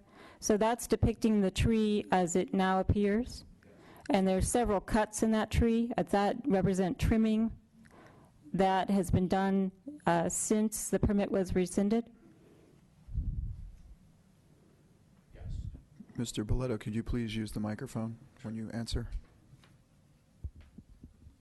And percentage-wise, are you able to tell me what percentage of the tree you've taken out after the permit was rescinded? We had the town arborist there with the trimmer, and he approved limb by limb, so I guess you should ask him. He was Rob Molden. He knows 25% is the maximum, and I think that's what he. Okay, I'll ask him. Was any trimming done after the town arborist was not present? No. Okay. One final question. As I understand it, you're contending that the damage is, although you showed a picture of the trunk of the tree near the garage wall, you're contending that the damage is to the cement slab in the garage, correct? Slab and the walls are starting to contort. Okay, but there's no damage currently to the wall? Well, except that it's contorting. Okay.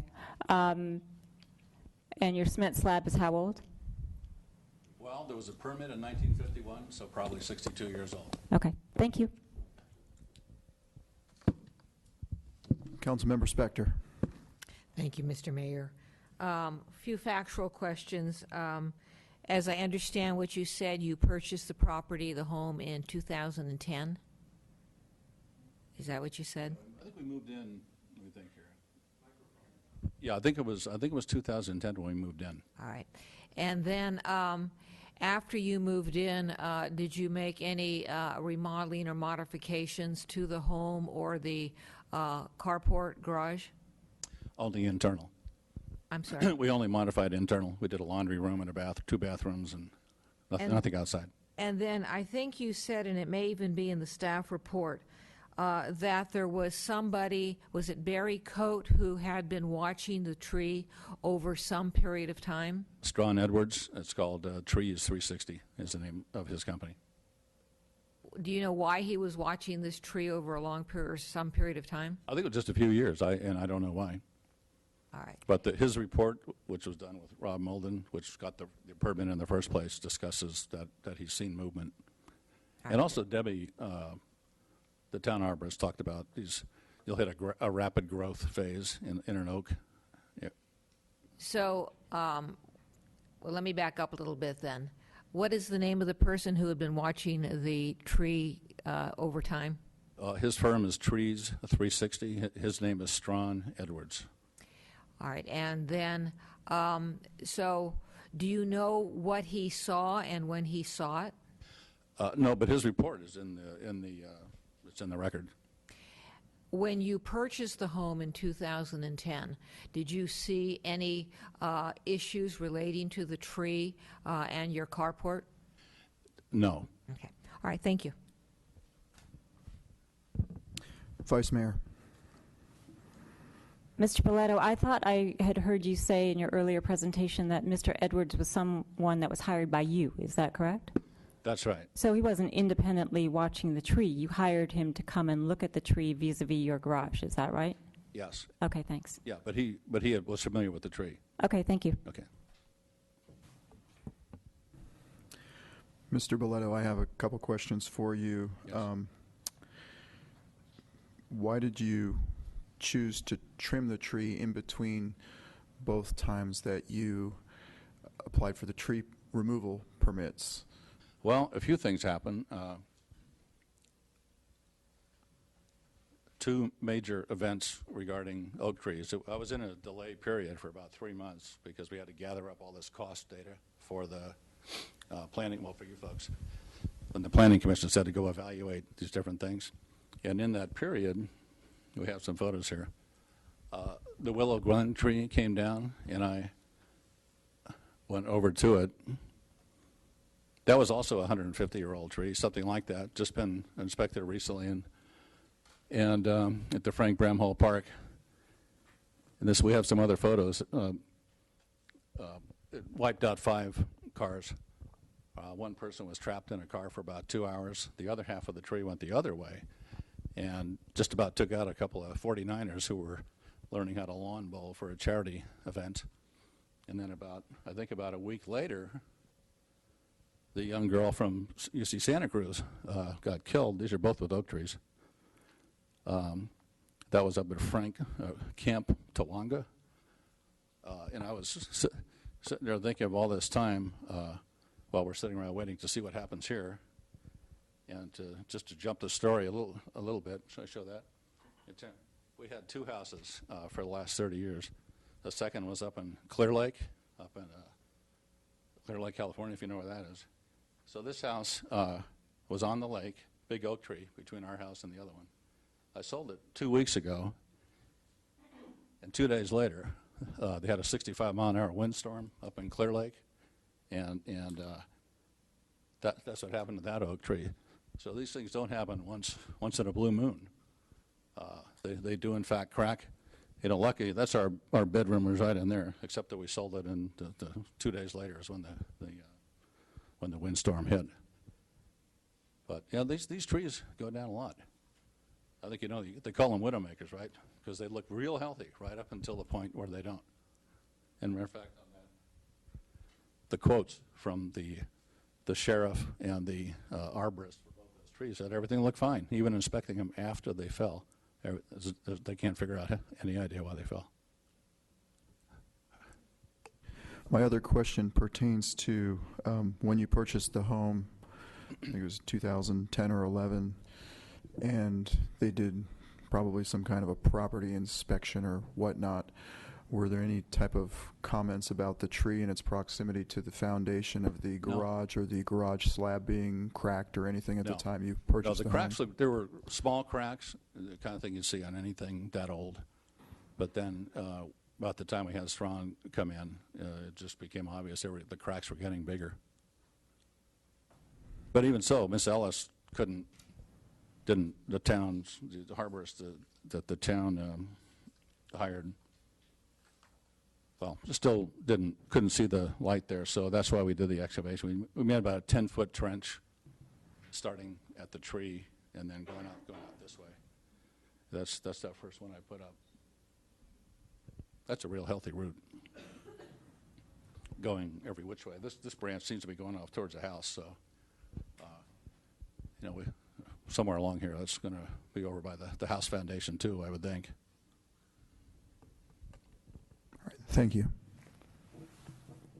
Any further questions of council? Seeing none, I'd like to invite the public to fill out speaker cards if you'd like to speak on this matter. The first speaker I have, would you please approach the podium, is Mark Wainwright.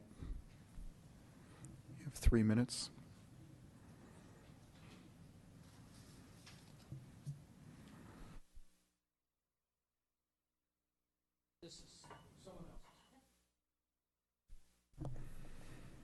Thank you, Town Council.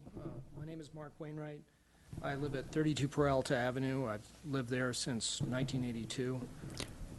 Mr. Wainwright, can you pull the microphone closer to your... Certainly. Well, you don't have to This is hold it, but better. if you could just Okay. pull it closer. In 1982, when we arrived, the subject tree in the backyard of the property next to us was very large indeed. Of course, it's grown a bit over time, but there's absolutely no sense that it was a small tree. I think at one point in the 126 pages of data pertaining to this matter, there was a comment that the tree might have only been 40 years old. I stand by my original comments at the Planning Commission hearing from August 28th, but I'd like to note a few additional things. The appellant has expressed some concern about the safety of his property and the limbs falling on his house. And 3 years ago, when the appellants purchased the property, the tree was there with large limbs, and the limbs overhung the house. That's a condition that hasn't changed in 3 years. I'd also like to note that with the exception of the trees in the town's right-of-way between the sidewalk and the street, this is the only tree on the property. Let me make a general comment about the nature of having large, pardon me, of having large trees in a neighborhood. Everybody, almost everybody, enjoys having mature, large trees. They add a lot to a neighborhood. Not everybody enjoys owning them because they require a certain amount of responsibility. They need to be maintained on a regular basis, and when you buy a property with a large house, one needs to undertake the purchase with knowing that there's a responsibility to maintain the tree. Thank you. We have a question for you. Mr. Wainwright, you've heard the appellant discuss the fact that the roots of the tree are, ruining or destructing the carport cement floor. What is your input on that? Well, I had some feedback from neighbors who lived there before the appellants, and my understanding is that they remember that the concrete slab in the carport was cracked some time ago. I think that one of them may speak to that here. I did go back there, and I have a vague recollection that the concrete was broken. And I also, in our property next door, the concrete, which is not a slab, the concrete of the foundation has cracked. So I think over the course of the time, this is something that happens rather naturally. All right, thank you. Thank you, Mr. Wainwright. Next speaker is Donna Mattier.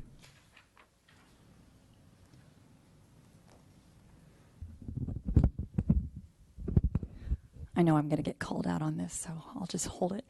I'm Donna Mattier.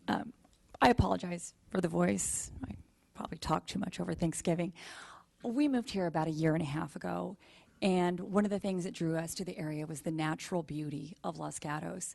Certainly the trees are a part of this, and we had the opportunity to live on Glen Ridge Avenue, 36 Glen Ridge, right across the street from this glorious, beautiful tree in this wonderful neighborhood. And we lived there for about 1 year. And you know, for me, I look at a tree like that, and it feels like part of the neighborhood. And it's something that we all enjoy. It's something that adds value to the neighborhood. And one of the things that I learned living on Glen Ridge is that Glen Ridge, like many, probably there's a number of streets like this, it is kind of an ambassador street for Los Gatos. We get a lot of traffic on Glen Ridge, people who come to see these historic homes. It really says a lot about Los Gatos and its commitment to the natural beauty. And I think this is a town that, you know, I would love to see the enactment of very strong laws that support the natural beauty of this town. The town I came from, not nearly as beautiful, but you couldn't just cut a branch. The pictures that I saw up there is not the tree I looked out upon for the past year. It breaks my heart, really, to see what has even been done since we moved out of the house. We recently purchased a home on Statia.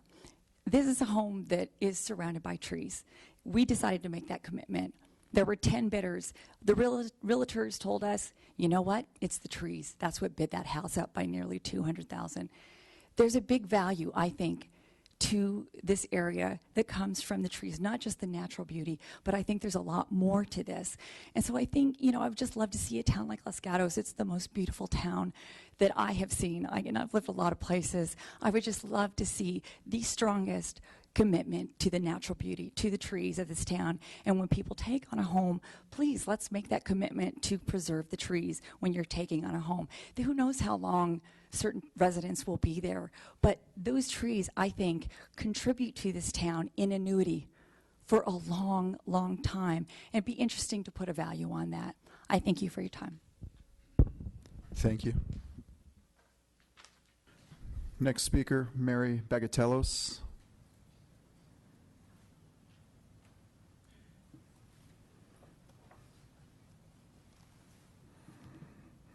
Hi, I'm Mary Bagatellos, and I came down because I had been talking to my neighbors, and I used to live at 36 Peralta from 1991 until 2001, and so I was the resident of the house when it was a carport, open walls. It had, the back was very wobbly. It basically leaked. It was a falling down carport. And the house, when I moved, was sold as a teardown. So, of course, as usual, the little houses in Los Gatos aren't torn down, and they're sort of fixed up. And in fact, when I lived there, you know, I had the problem of some of my things in the carport getting wet, and I put in some hooks, and I hung plywood panels all along the walls, and there began the garage. So the garage was never really a garage. It was a carport that really wasn't much. And it was in terrible shape at the time. You know, the cement was not good. It was cracking, lifting, and, you know, not properly done. It was a very old construction. And basically, you know, I always loved that tree. I thought it was a wonderful tree. You know, it has an incredible perspective for the 4 houses that surround it. It's on one corner of the property, but the houses on each corner, you know, have a tremendous perspective of it. And certainly that carport morphed over time. The tree was there, and I really think it was a heritage tree, and it still continues to be a heritage tree. So that was what I wanted to share. I do have a picture of it from 1994 that I don't know if this is viewable, but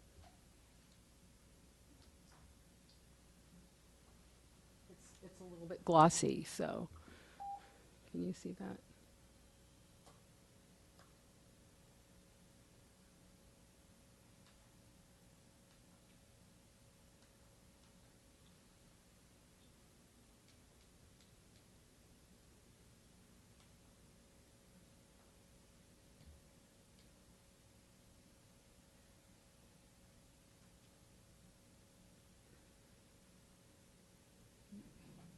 Maybe if it were tilted.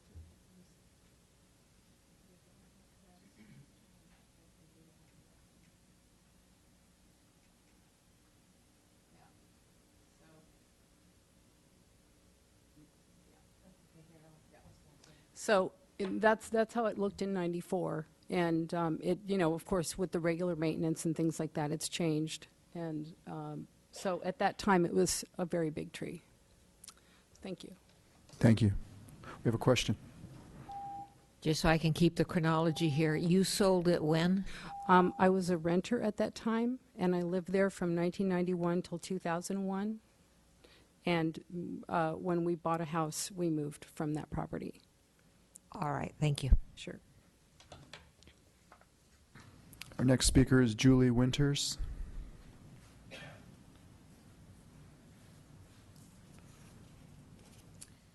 Hi there, my name's Julie Winters and I live at 92 Fairview Plaza. And I have been visiting this property since for the last 15, 20 years. I've known Mary Bagatellos and I knew the previous owners. In fact, I spent many nights in the new little house. I used to dog sit and house sit and babysit. And I never felt once threatened by that tree. It's a beautiful tree. It used to have a beautiful umbrella, which has been destroyed now. The umbrella was a far-reaching, just a lovely shape. And I'm afraid that by hacking away at this tree, it will actually damage the tree. Because, as you know, oak trees are when they grow, they grow in a way where they center themselves. So by hacking away at it, you throw things off, and it's gonna probably grow again. But anyway, so I think it would be a real shame to have this tree cut. And also, I think that it seems to me that someone is looking for a reason to cut this tree down. In that, I think there might be some other ways to remedy the situation where you wouldn't have to cut it down. You don't want to throw the baby out with the bathwater. Thank you. Thank you. Next speaker is Cynthia Mertens. Okay. Our next speaker would be Lee Quintana.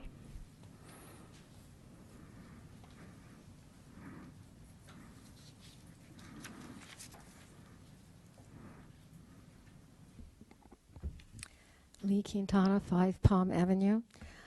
After reading the staff report, I came up with several areas of conclusions. First was conclusions that were based on information that was in the staff report, that this was a very healthy tree and apparently has not been affected by the existing garage pad, and that the cracks in the garage floor are the result of both the tree roots and how the pad was constructed in the first place. There's information that is available but was not in the staff report. The zoning code requires off-street parking, but it does not require that parking be in a garage. The house to the left of 36 Peralta does not have a garage and has its parking off of Peralta on a parking pad. While the remaining houses on Peralta have detached garages, 2 of them at 4 o'clock this afternoon were tandem parked, and one of them had the garage blocked so that it was required that it be tandem parked. And lastly, the house at 36 Peralta has a driveway that has ample space for tandem parking.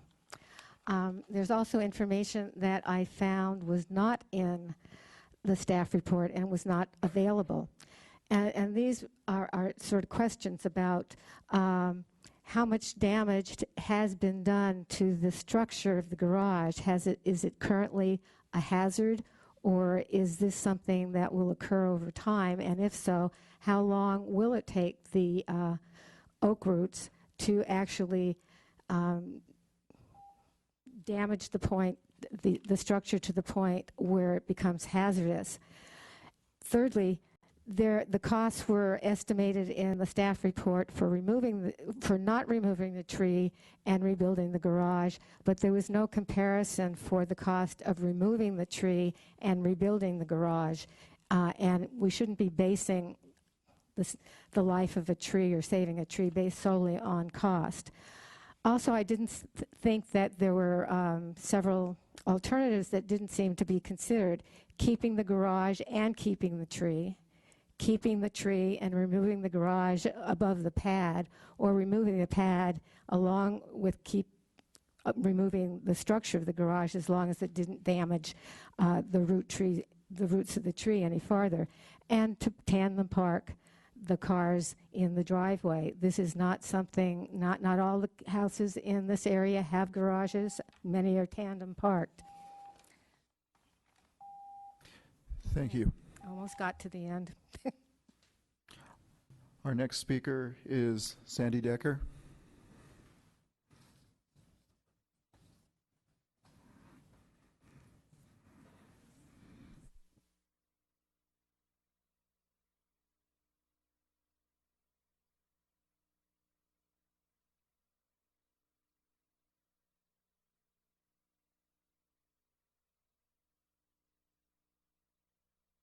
Good evening, Council.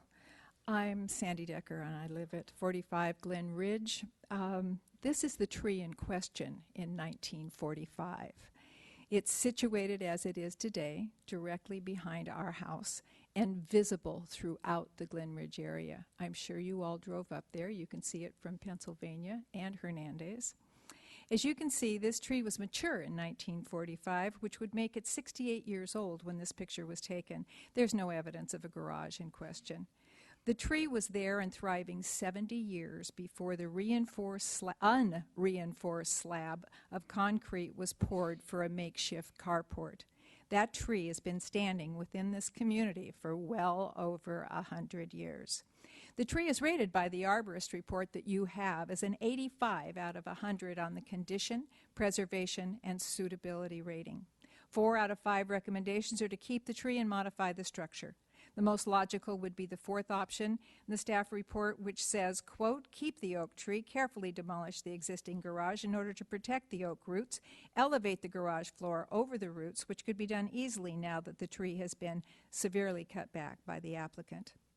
This solution would also solve the existing drainage problem with the house because the garage is so far below the street level.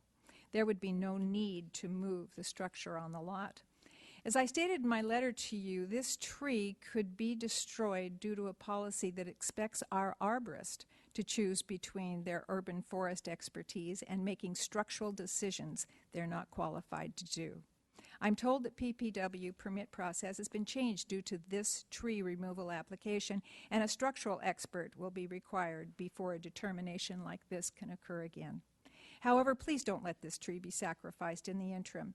This heritage oak has regained a little of its canopy, and it's trying to leaf back out after being severely cut back by the applicant, as you saw in my report.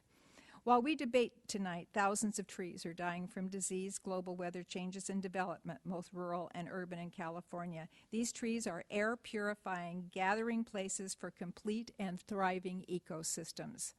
How can we allow this tree to be cut to the ground and die when there is language in our town code and general plan to protect this lofty giant? Please weigh your options. Thank you in advance for a decision not to cut down this tree. Thank you. Are there any other people who wish to speak on this matter this evening? One more card. Please come forward.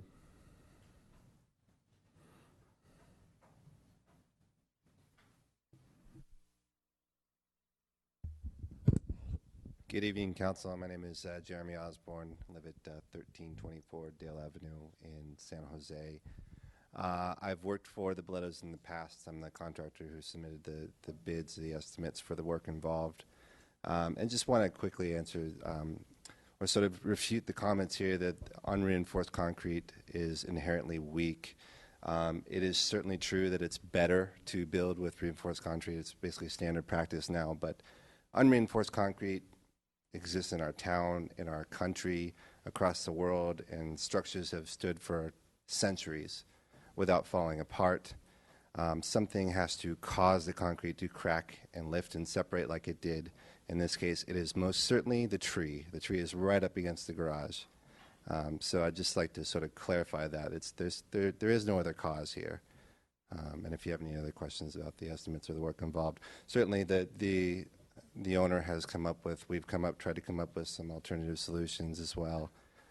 None of them are great. All of them present a lot of trade-offs that don't really benefit the owner and cost a lot of money and really don't, certainly don't, they basically make things worse, in my opinion. So.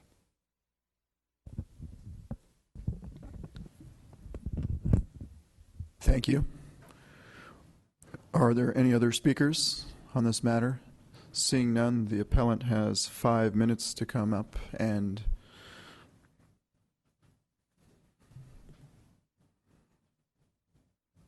Thank you, Mayor and council members. The reference to butchering of the tree is an overstatement, in my opinion. This trimming was done under the supervision of the town arborist.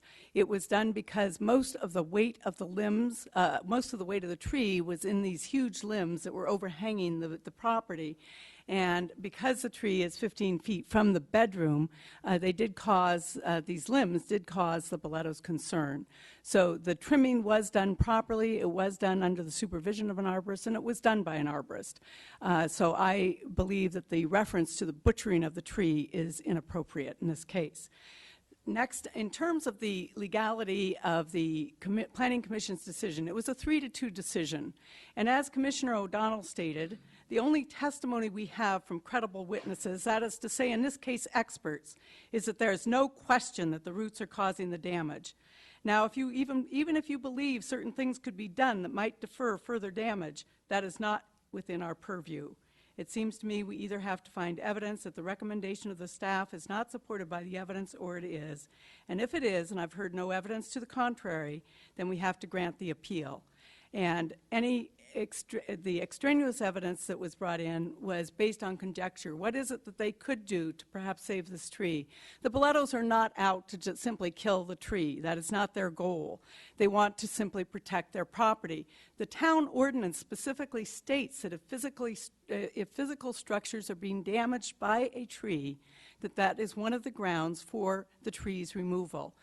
In this case, the structural damage is irrefutable. It's there. Everybody, all the arborists have testified that this tree is causing the damage to the physical structure of the garage.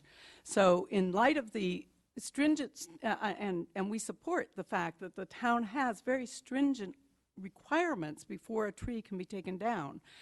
Those of us who have been born and raised in this area love Los Gatos for its beauty. And I'm certainly one of those. I love coming to Los Gatos. I come here frequently to eat, and it's a beautiful, beautiful town. But the reality is that this tree is causing structural damage. The reference to the fact that it's healthy, we agree that this tree is healthy. The problem we have is that we don't know what the potential liabilities could be with respect to the tree.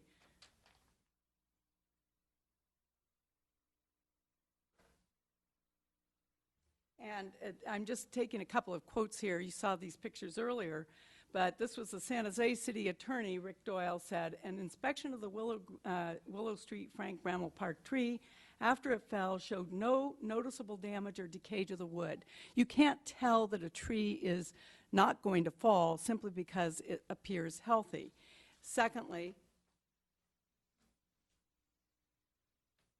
and this was the statement by the sheriff up at near Camp Tawanga, there was nothing to indicate that there was anything wrong with this tree. Even to look at the existing tree trunk, there is still nothing wrong. So we agree this tree is healthy. It looks healthy. It seems to be sound structurally. The problem is we're not sure what the potential is for it to cause damage, for it to fall, and furthermore, it is unequivocally causing damage to the physical structure and therefore comes within the town ordinance, which says that a tree removal permit can be granted if a tree is causing structural damage. So we agree there's tremendous value in keeping the trees. We could just maintain the situation as it is, taking the risk for both liability and further damage to the structure, which is what will happen if the tree is not removed.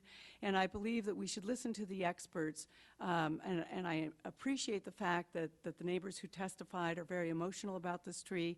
I can understand the fact that they're very emotional about this tree, but they are not the experts. The experts are the ones who have examined this tree, who have examined the garage, who have given us the estimates, and I believe that those are the individuals that the council should listen to in this case.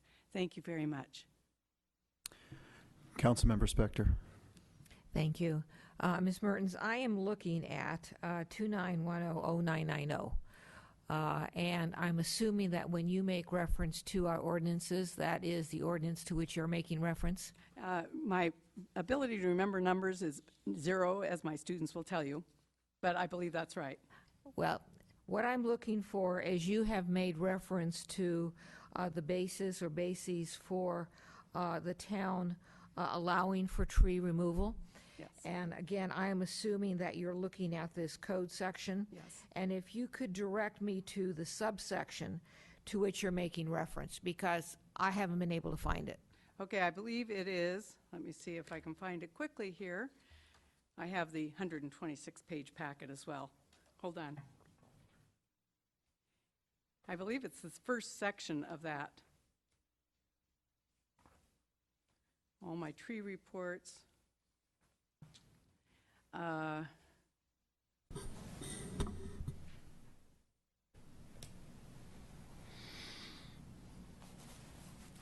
It's also cited in the staff report, isn't it?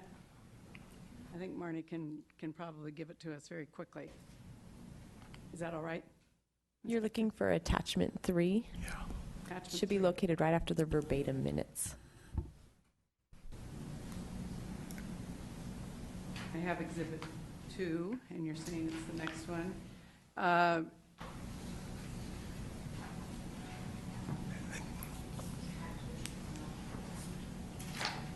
am sorry, it's not coming immediately to the top of my pile, but I'm sure I'll be able to find it momentarily. I will get some assistance from the planner here. It is number 1, where it says the condition of the tree, it says each application for a tree removal permit required by this division shall be reviewed using the following criteria. The condition of the tree or trees with respect to disease, imminent danger of falling or structural failure, proximity to existing or proposed structures based on a report from a certified arborist, structural damage to a building or a public nuisance caused by a tree. And the structural damage to a building is the one that we were talking about here, as well as, of course, the proximity to an existing structure. All right, thank you. Councilmember Brzezinski. Well, I was actually going to point out it was attachment 3 for Councilmember Spector. I have a question for you related to the issue of risk, the issue of risk, Yes. and that oak trees are notorious for spontaneously falling. Yes. I had an actual experience right out behind the police department once upon a time. I was walking my dog. I was in the parking lot of the library, and there was a big oak tree outside the police chief's office, and all of a sudden I heard this crack, and the thing just fell, into. One side going into the captain's office, the other side landing on the side of the hill. So it was quite a surprise, quite an interesting experience. I do know that that is the case. But to use that as then the example that says that these trees can fall at any time, if you were really trying to make the case against risk, then you'd say you'd have to take out all oak trees. And I think that's, unfortunately, that's probably an illogic, because we are, in effect, we're living with the risk of the trees that we have on our property. I have 3 very tall Doug firs. We keep them, appropriately trimmed, because we know that there's some risk. But in some ways, that's a risk we take. So that's my issue with the comments related to the oak tree being inherently dangerous. But I would like to talk to you about the question of the item that you're mentioning, attachment 3, item 1, in the required standards. I think you appropriately point out that structural damage is cause for tree removal, as is stated. And I do believe that was, I would assume that was the case in which our arborist, town arborist, found it appropriate to issue the permit. But I think the question is, are all structures equal? And that would be the issue for me. Are all structures of equal weight, equal value when you're making this determination? I want to throw that out as an issue to be considered as we're looking at this particular factor. I also know that in the Planning Commission's decision, I believe it was Commissioner Bourgeois who focused on condition 2 regarding preservation, preventative measures, and routine maintenance as methodologies that could be used to mitigate the damage that would be done, and those yet needed to be explored, and they hadn't yet been explored. I think that was really the direction of his recommendation. So I appreciate what you're saying, okay, but I think it's really, for us, it's a very difficult situation to in any way draw just an absolute fine line when it comes to what this language says in relationship to the proposal in front of us. Shall I respond? First, I agree with you that the tree, we can't live in fear of trees, or all trees would be cut down. The fact is that this tree is a few steps from their bedroom, and this is on a very small substandard lot. And so the possibility of something happening, should it happen, the possibility of it actually doing damage to a person is much greater, I think, than the location of other trees. Obviously, the trees falling that we've shown and the tree that you just described could have caused substantial injury. And I don't believe anyone is advocating cutting down trees because we're afraid that they might someday fall. It is very close to their bedroom, so that's one factor to consider and one factor that they're very concerned about. But secondly, in terms of are all structures equal, the answer is clearly no. Not all structures are equal. However, the Boletos do have a garage on their structure.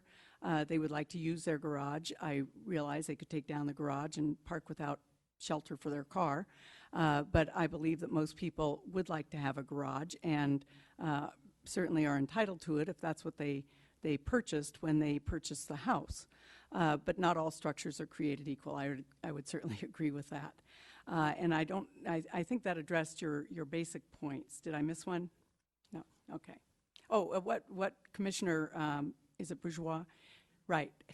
He did talk about what perhaps could be done in terms of preventing having to take down this tree, and that's what caused Mr. Boleto to get the estimates from the contractor, Jeremy, from whom you just heard, and we found that moving the garage or even raising it and putting steel plates over the roots, which was one of the recommendations, those kinds of things are going to be incredibly expensive and really not worth doing. Councilmember Spector. Thank you, Mr. Mayor. Let me follow up on Mr. Przinski's comments and questions. So I'm looking at the code section. I'm looking at subsection 1, which we've all decided is the one that you're looking at. So we have, and I've chopped it down, the condition of the tree with respect to structural damage to a building caused by a tree.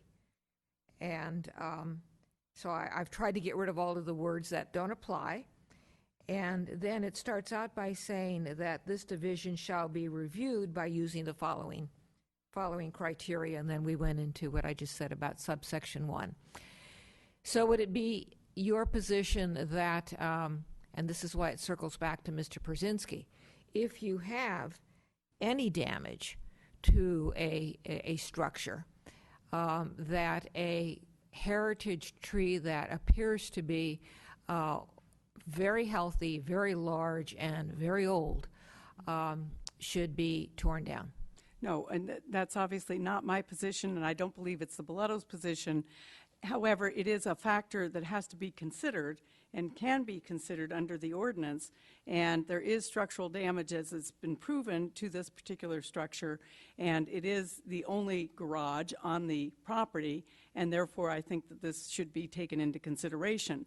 I am not saying that in every single case, you should chop down a heritage oak because there's some structural damage. This is substantial. It's going to continue to grow, as Deborah Ellis stated, and as Strom Edwards stated. It's going to continue to cause damage in the next 3 to 5 years, depending on the growth spurts, according to Deborah Ellis. Much more substantial damage could be done. Well, we're talking about, and I'm looking at one of the exhibits, I'm assuming it's one of your appellant's exhibits. I'm looking at the cracks in the garage floor, and what I hear you saying is that this kind of tree under our ordinance should be destroyed when there are cracks in the garage floor. I'm saying that it's causing this garage to become structurally unsound. The outside wall by the tree has curved, and the concrete is obviously cracking. So the garage is becoming structurally unsound because Yes. of these factors. All right, thank you. Seeing no further questions from council, the public hearing is now officially closed, and I would like to defer to council with your questions, discussion, motions. Vice Mayor.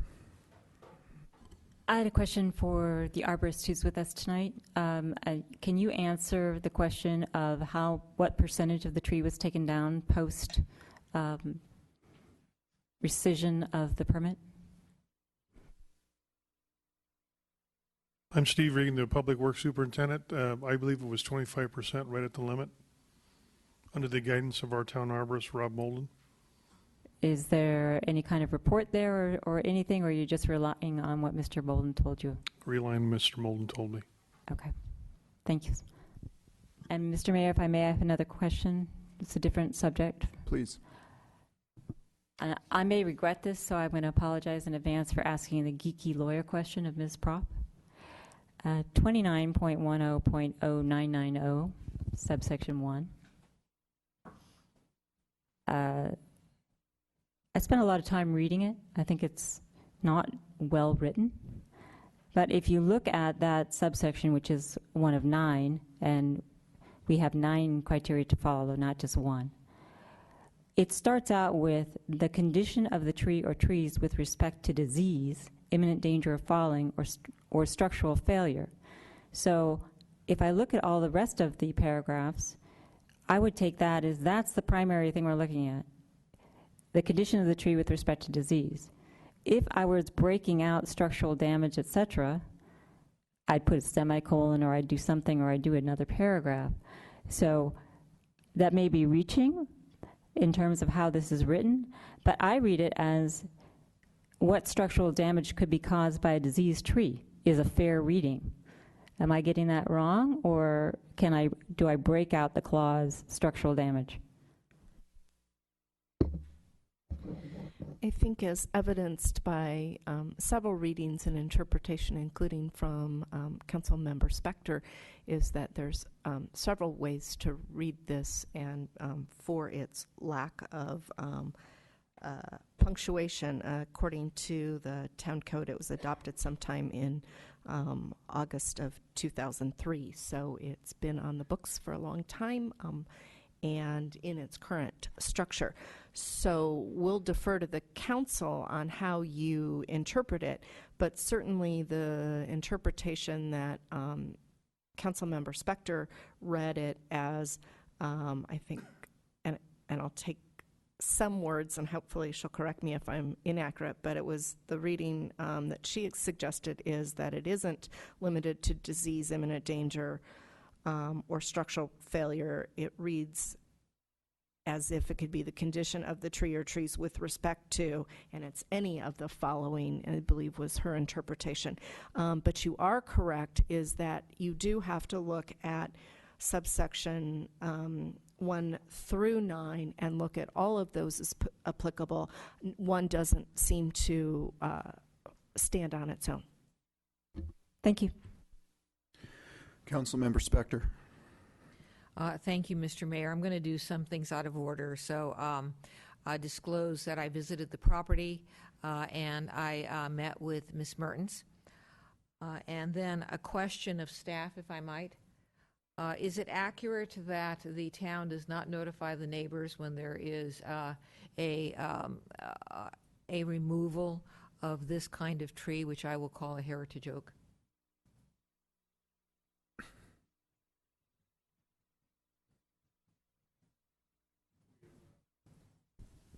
We have not. And then circling back to this ordinance here, and the questions and answers just being discussed between Ms. Jensen and Ms. Prop. We have 9 criteria, and the 9th one is whether the protected tree has a significant impact on the property. What is the process used by the town in analyzing whether a tree should be reduced in size, torn down, or none of the above when examining the 9 criteria, including number 9?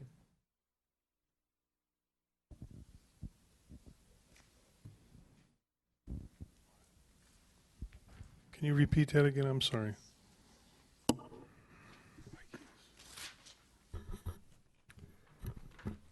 First, clarification, if I may, Mayor, to the Councilwoman's question and the prior answer. We do provide notice for removal of trees in the public right-of-way, but there is not required notice for trees on private property.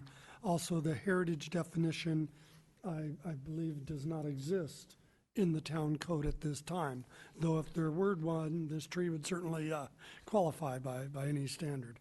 In terms of the criteria, it's the staff the on-staff arborist or a consulting arborist who reviews an application for a tree permit against these criteria.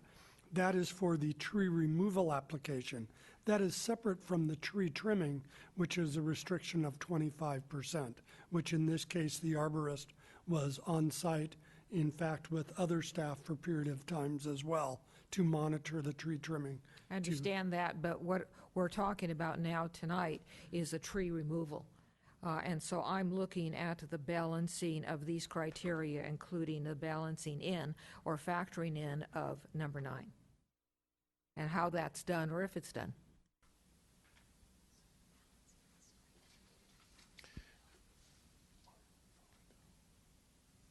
I don't know off the top of my head. Thank you. Councilmember McNutt. Thank you. Although we were talking about tree removal, I did want to circle back just on the tree trimming. So 25% is allowed. If they're not allowed to remove the tree, what can they do next year? Is it 25% every year? No, it's not. That tree was balanced out by the homeowner's tree trimmer at 25%.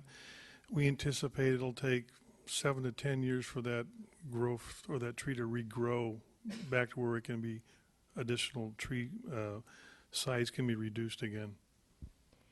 So let me rephrase or ask an additional question. Do you require a tree permit anytime you touch a tree, or can I not on my property do what I would consider to be minor trimming, and then we get into the definition of what's minor, without a permit? So that's the crux that I'm getting at here. Less than 25% you can do without a permit. Okay, so they would be free to keep modifying the tree to a certain extent. Anything over minor tree trimming for sucker growth on that tree would severely stress that tree. Most likely the tree would perish. Thank you. Vice Mayor. Thank you. There's nothing in the proposed ordinance if the council were to decide to deny the appeal with respect to additional trimming. And I was actually thinking about the same question, which is Okay, you've taken 25% off, so you have a smaller tree. Then you take another 25%, then you take another 25%. So does the council have the option to add a condition that indicates that the tree shall not be trimmed without approval of a town arborist? Because you're indicating that it could be damaged such that it's going to die. That's Mr. Larson or Ms. Prop or Ms. Regan. Because once you take a tree down and you make it 25% less, now you got a tree that's 100%, but it's 25% less. So pretty soon you have no tree. So when you look at the specific ordinance, it doesn't address that issue as how do you measure the 25%. I think what I understood from Mr. Regan's answer, although I'll let him clarify it, is that town staff wouldn't, if there was a subsequent trimming either with or without a permit, staff would react because they wouldn't allow another tree trimming permit for anything until there was some further additional growth. However, when you look at the ordinance, it doesn't provide if you, the item before you allows you to either approve the appeal, deny the appeal, send it back, ask for more information, whatnot, rather than condition it. However, council always has the ability to direct the town manager to take action on a matter of council interest and then implement it according to council's direction and advise staff of that. Thank you. In my only comment, so the condition to a denial, there's nothing to add it to, but direction to staff. And Ms. Mosley has found in the tree trimming section that there is some discretion given to the director in certain cases. If you could read that language, I think it starts on pruning and maintenance. So under section 2910.1010 regarding pruning and maintenance, it discusses that all pruning and maintenance shall be done to the standards established by the International Society of Arboriculture, sorry, and that and any special conditions as determined by the director can be in relation to any tree pruning. And basically that the pruning should be done by a certified or consulting arborist. So with the approval of a denial, direction could be provided to staff under that discretion. Mr. Brzezinski. Thank you, Mr. Mayor. I want to disclose, since we're kind of doing this randomly, as Councilwoman inspected, I visited the property. I talked to Mr. Bellato. I was able to see the interior of the garage, the route as demonstrated by the visuals that were shown, so that's by way of disclosure. I also wanted to clarify something that was mentioned at the mic by one of the individuals. I believe it was Ms. Decker, that after this particular issue was the approval of the permit was then rescinded, that we have changed our policies or processes. Would you clarify that, please? It's my understanding that if somebody is proposing to remove a tree based on structural damage, the town will now be requiring that they provide a structural condition report. All right, so it has, in effect, it has changed our direction. I don't know if that's gone into place yet. Okay. That is the intent. Yeah, and my assumption is we're not going to design from the dais again tonight, because we were here in 2003 when we wrote that tree ordinance. We based it very much on Palo Alto's fairly rigid tree requirements. And I think we've done a very good job in the course of this long period of time to make this a tree-friendly community. So I want to not kind of ignore the fact that the place is as beautiful as it is because we do believe in preserving our treescape, and the staff has worked diligently to make sure that's happened. But that being said, I'm curious how we can come to a situation wherein we can draw close here and not assume guilt on anyone's part, but see how do we find our way out of this. I think that the Planning Commission's majority position was that there's an acceptance that there was damage to this particular structure caused by the tree as a result of the arborist comments, but that the number 2 condition about mitigations that would preserve both the tree and the garage structure have not been adequately investigated. And I know that the result of that was this determination of the elimination of the structure, moving it out, attaching it to the house, and that was kind of the outcome. But I'm wondering if there is some intermediate step that can be taken whereby the tree can be protected and the concrete slab, that's basically the most obvious damage, can be dealt with. I appreciate the comments made by the individual who made the proposals for the 4 different options to remove the garage, etc. But in my viewing the concrete slab, it's about 3 inches. It was laid on the dirt. There is no rebar, but that's 1951. And I think probably, if you look at most of our relatively vintage homes in this community, that's pretty much standard, and that it's subject to not only intrusion by tree roots, but also ground movement and water seepage and various things. I think it's called the aging process as far as I'm concerned.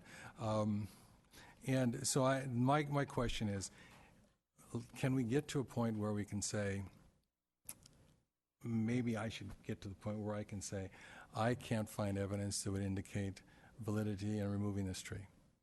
And I would like to propose that we discuss this from this point, from the perspective of preserving the tree, preserving its character in the neighborhood, preserving the heritage nature of it, and it is one of the protected trees. And we do have in our tree audit a list of protected trees, which includes the coast oak. So, I look at this and I say, we've got language that protects it. The current situation doesn't demand removal. Not every structure is equal. If this were up against the bedroom itself, undercutting the foundation of the residential structure, we may be in a different situation. But from the perspective of where we are now, I, as a member of the council, would rather see us come to some agreement that we can protect the root system of the tree itself, perhaps looking at the reconstruction of the slab of the garage, and move forward from this point. Vice Mayor? I'd like to try a motion, following up on Mr. Brzezinski's comments. I think that the action of the council is to uphold or the Planning Commission's decision and deny the appeal, or to accept the appeal. My motion would be to uphold the Planning Commission's decision in denying tree removal permit T13-070 and adopt a resolution denying an appeal of the Planning Commission decision. For the tree removal in attachment 4, as is contained in paragraph 1 or page 1 of our staff report. I think it's easy for us to not find, I don't think it's a question of guilt, but we have before us a valid decision of the Planning Commission. It was actually a 4-3 decision, and Mr. O'Donnell was a dissenter. I appreciate the reading of his comments, but he was a dissenter. And the Planning Commission did say that the tree should be preserved. This town council can reverse decisions of the Planning Commission where there is error or abuse of discretion. I don't think there's any evidence of that. Where there's new information that's submitted to the council during the appeal process that was not readily and reasonably available. The photographs are new. It was obviously available. The tree was there. There have been different reports by different arborists, almost competing arborists, but that information was available. Or there was an issue or a policy over which the commission did not have discretion to modify or make a decision. They clearly had discretion in this case. So I think that's an easy one. that I don't think there's a basis under our own ordinances to overturn the decision of the Planning Commission. Further, I'd say in April of this year, the town of Los Gatos was fortunate enough to celebrate its 33rd anniversary as a Tree City USA. And that is an honor that is given to cities for their urban forest management. And Los Gatos has been a proud recipient of that for over a quarter of a century. And it's because we take care of our urban forest canopy that we get that kind of recognition and that we tout it, as a matter of fact, in various celebrations. We did that on Arbor Day when we opened Paget Park behind this building. Under 29.100990, our standards of review, there are 9. The famous number 1 is only one of them. And I am with Councilperson Brzezinski. All structures are not equal, particularly a cement slab put down in 1958 that was evidencing damage when the appellants bought the house versus a 150-year-old oak tree. I'm not convinced that a healthy tree is suddenly going to fall. It survived a 1989 earthquake. It survived many windstorms, some of them more than 65 miles per hour. It survived, no doubt, lightning storms, rainstorms, falling electric wires, whatever. That's not to say that it may not suddenly up and fall, but I'm not going to make that bet to allow this tree to be cut down. Number 2 in our ordinance says that the condition of the tree giving rise to the permit application cannot be reduced to less significant levels. It can be. It's just as Ms. Mathieu said, the owner of the home takes on the responsibility of caring for those trees. I've got a bunch of oaks on my property that some are in good condition, some aren't, but I take the time to spray them and do whatever I can to preserve those oaks, and that's just a responsibility that you take on being a resident and buying a home with a gigantic 150-year-old tree on it. The parcel can, under number 4 of our ordinance, support more than one tree. It's only got one tree on it. Number 5 doesn't apply because there's no proposed subdivision. Number 6 doesn't apply because we're not talking about reducing the building footprint. Number 8, removal of the protected tree will not result in a substantial adverse change in the site's aesthetic and biological significance. We have had a lot of testimony tonight that, in fact, it will do that, just that. It will result in a substantial adverse change to the site's aesthetic and biological significance. And a number of neighbors and people that live in the town know that that tree canopy in Glen Ridge is important, and a removal of a tree like that would change that neighborhood. Whether the protected tree has a significant impact on the property, Councilwoman Spector talked about that, and it's interesting how you interpret that. Significant impact in that it's an asset, or significant impact in that it hurts a 58-year-old cement slab? I'm going to say significant impact because it's an asset. And so that's the basis for my motion to deny the appeal. So we have a motion. Do we have a second? I'm going to second it and say that when I was reading whether the protected tree had a significant impact on the property, I was looking at that tree from a very positive perspective. Further discussion. Councilmember McNutt. Thank you, Mayor. I'll be supporting the motion because of the reasons that have been articulated, but it's one of those things where when you buy a property, it was part of the reason why the property was appealing. It's unfortunate that the carport turned into a garage was located where it was. It was too close to begin with. Otherwise, we wouldn't be having this problem. The homeowner has many options available, including doing nothing. I am not persuaded by, oh my gosh, it's going to fall down, because as Mr. Brzezinski said, then any tree could fall down at any time. And we've heard that many times of people who wanting to have trees removed that afraid it's going to fall on their children playing underneath and so on.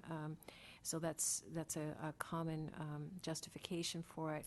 I am very concerned about the trimming, and I don't know exactly. I didn't get a real clear answer on what we can do going forward, because if the trimming of less than 25% doesn't require a permit, the town would not even be aware of it. And I do know of one particular striking tree over on Wilder that disappeared after tree removal was not approved many years ago by just whittling it away. So I hope that we can have some kind of protection worked in there. I don't think the homeowner is going to do that, but I do think that we need to keep an eye on trees that are in high-profile positions like this. So I feel the pain of having to figure out what to do with the property in order to accommodate both wanting a garage and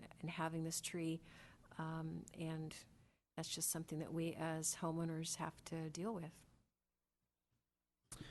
Councilmember Spector. Thank you, Mr. Mayor. Question of staff. Right now, because of the trimming, there are, visually, there are what I will call bald, chopped off limbs. And because of the light wood, they're very visible. When you talk about this regrowth, will those branches be, what will happen to those branches? Will they be covered? Will they grow back? I don't know what happens. You're talking about the fresh cuts on the. Yes. Those will eventually grow over, scab over as they call it. It's going to take a number of years for that to occur, but they will gradually do that as long as the tree is in good health. All right, and I know what that is. And when you say number of years, we talking about 1, 5, 25? I would say probably 5 to 10 years. All right, thank you. Further discussion? Vice Mayor? Through the mayor to Mr. Larson and to the seconder, could I ask you to restate what our option is for direction to staff to make sure that the tree is protected? Yes. With or without direction, staff would have the discretion under the clause we read before, which, just to provide a reference for the record, is 29.10.1010, pruning and maintenance. The code does allow trimming of up to 25% of protected trees annually. However, it does not allow actions that result in the removal of a tree, which includes pruning, trimming, or cutting that leads to the demise of the tree. And with this section, the director has the discretion to establish special conditions to for the monitoring of pruning and maintenance, and staff would be inclined to do so following your action tonight. Okay, thank you. I'd like to specifically add that direction to staff that's been stated by Mr. Larson to my motion if it's accepted by the seconder. I would like that also.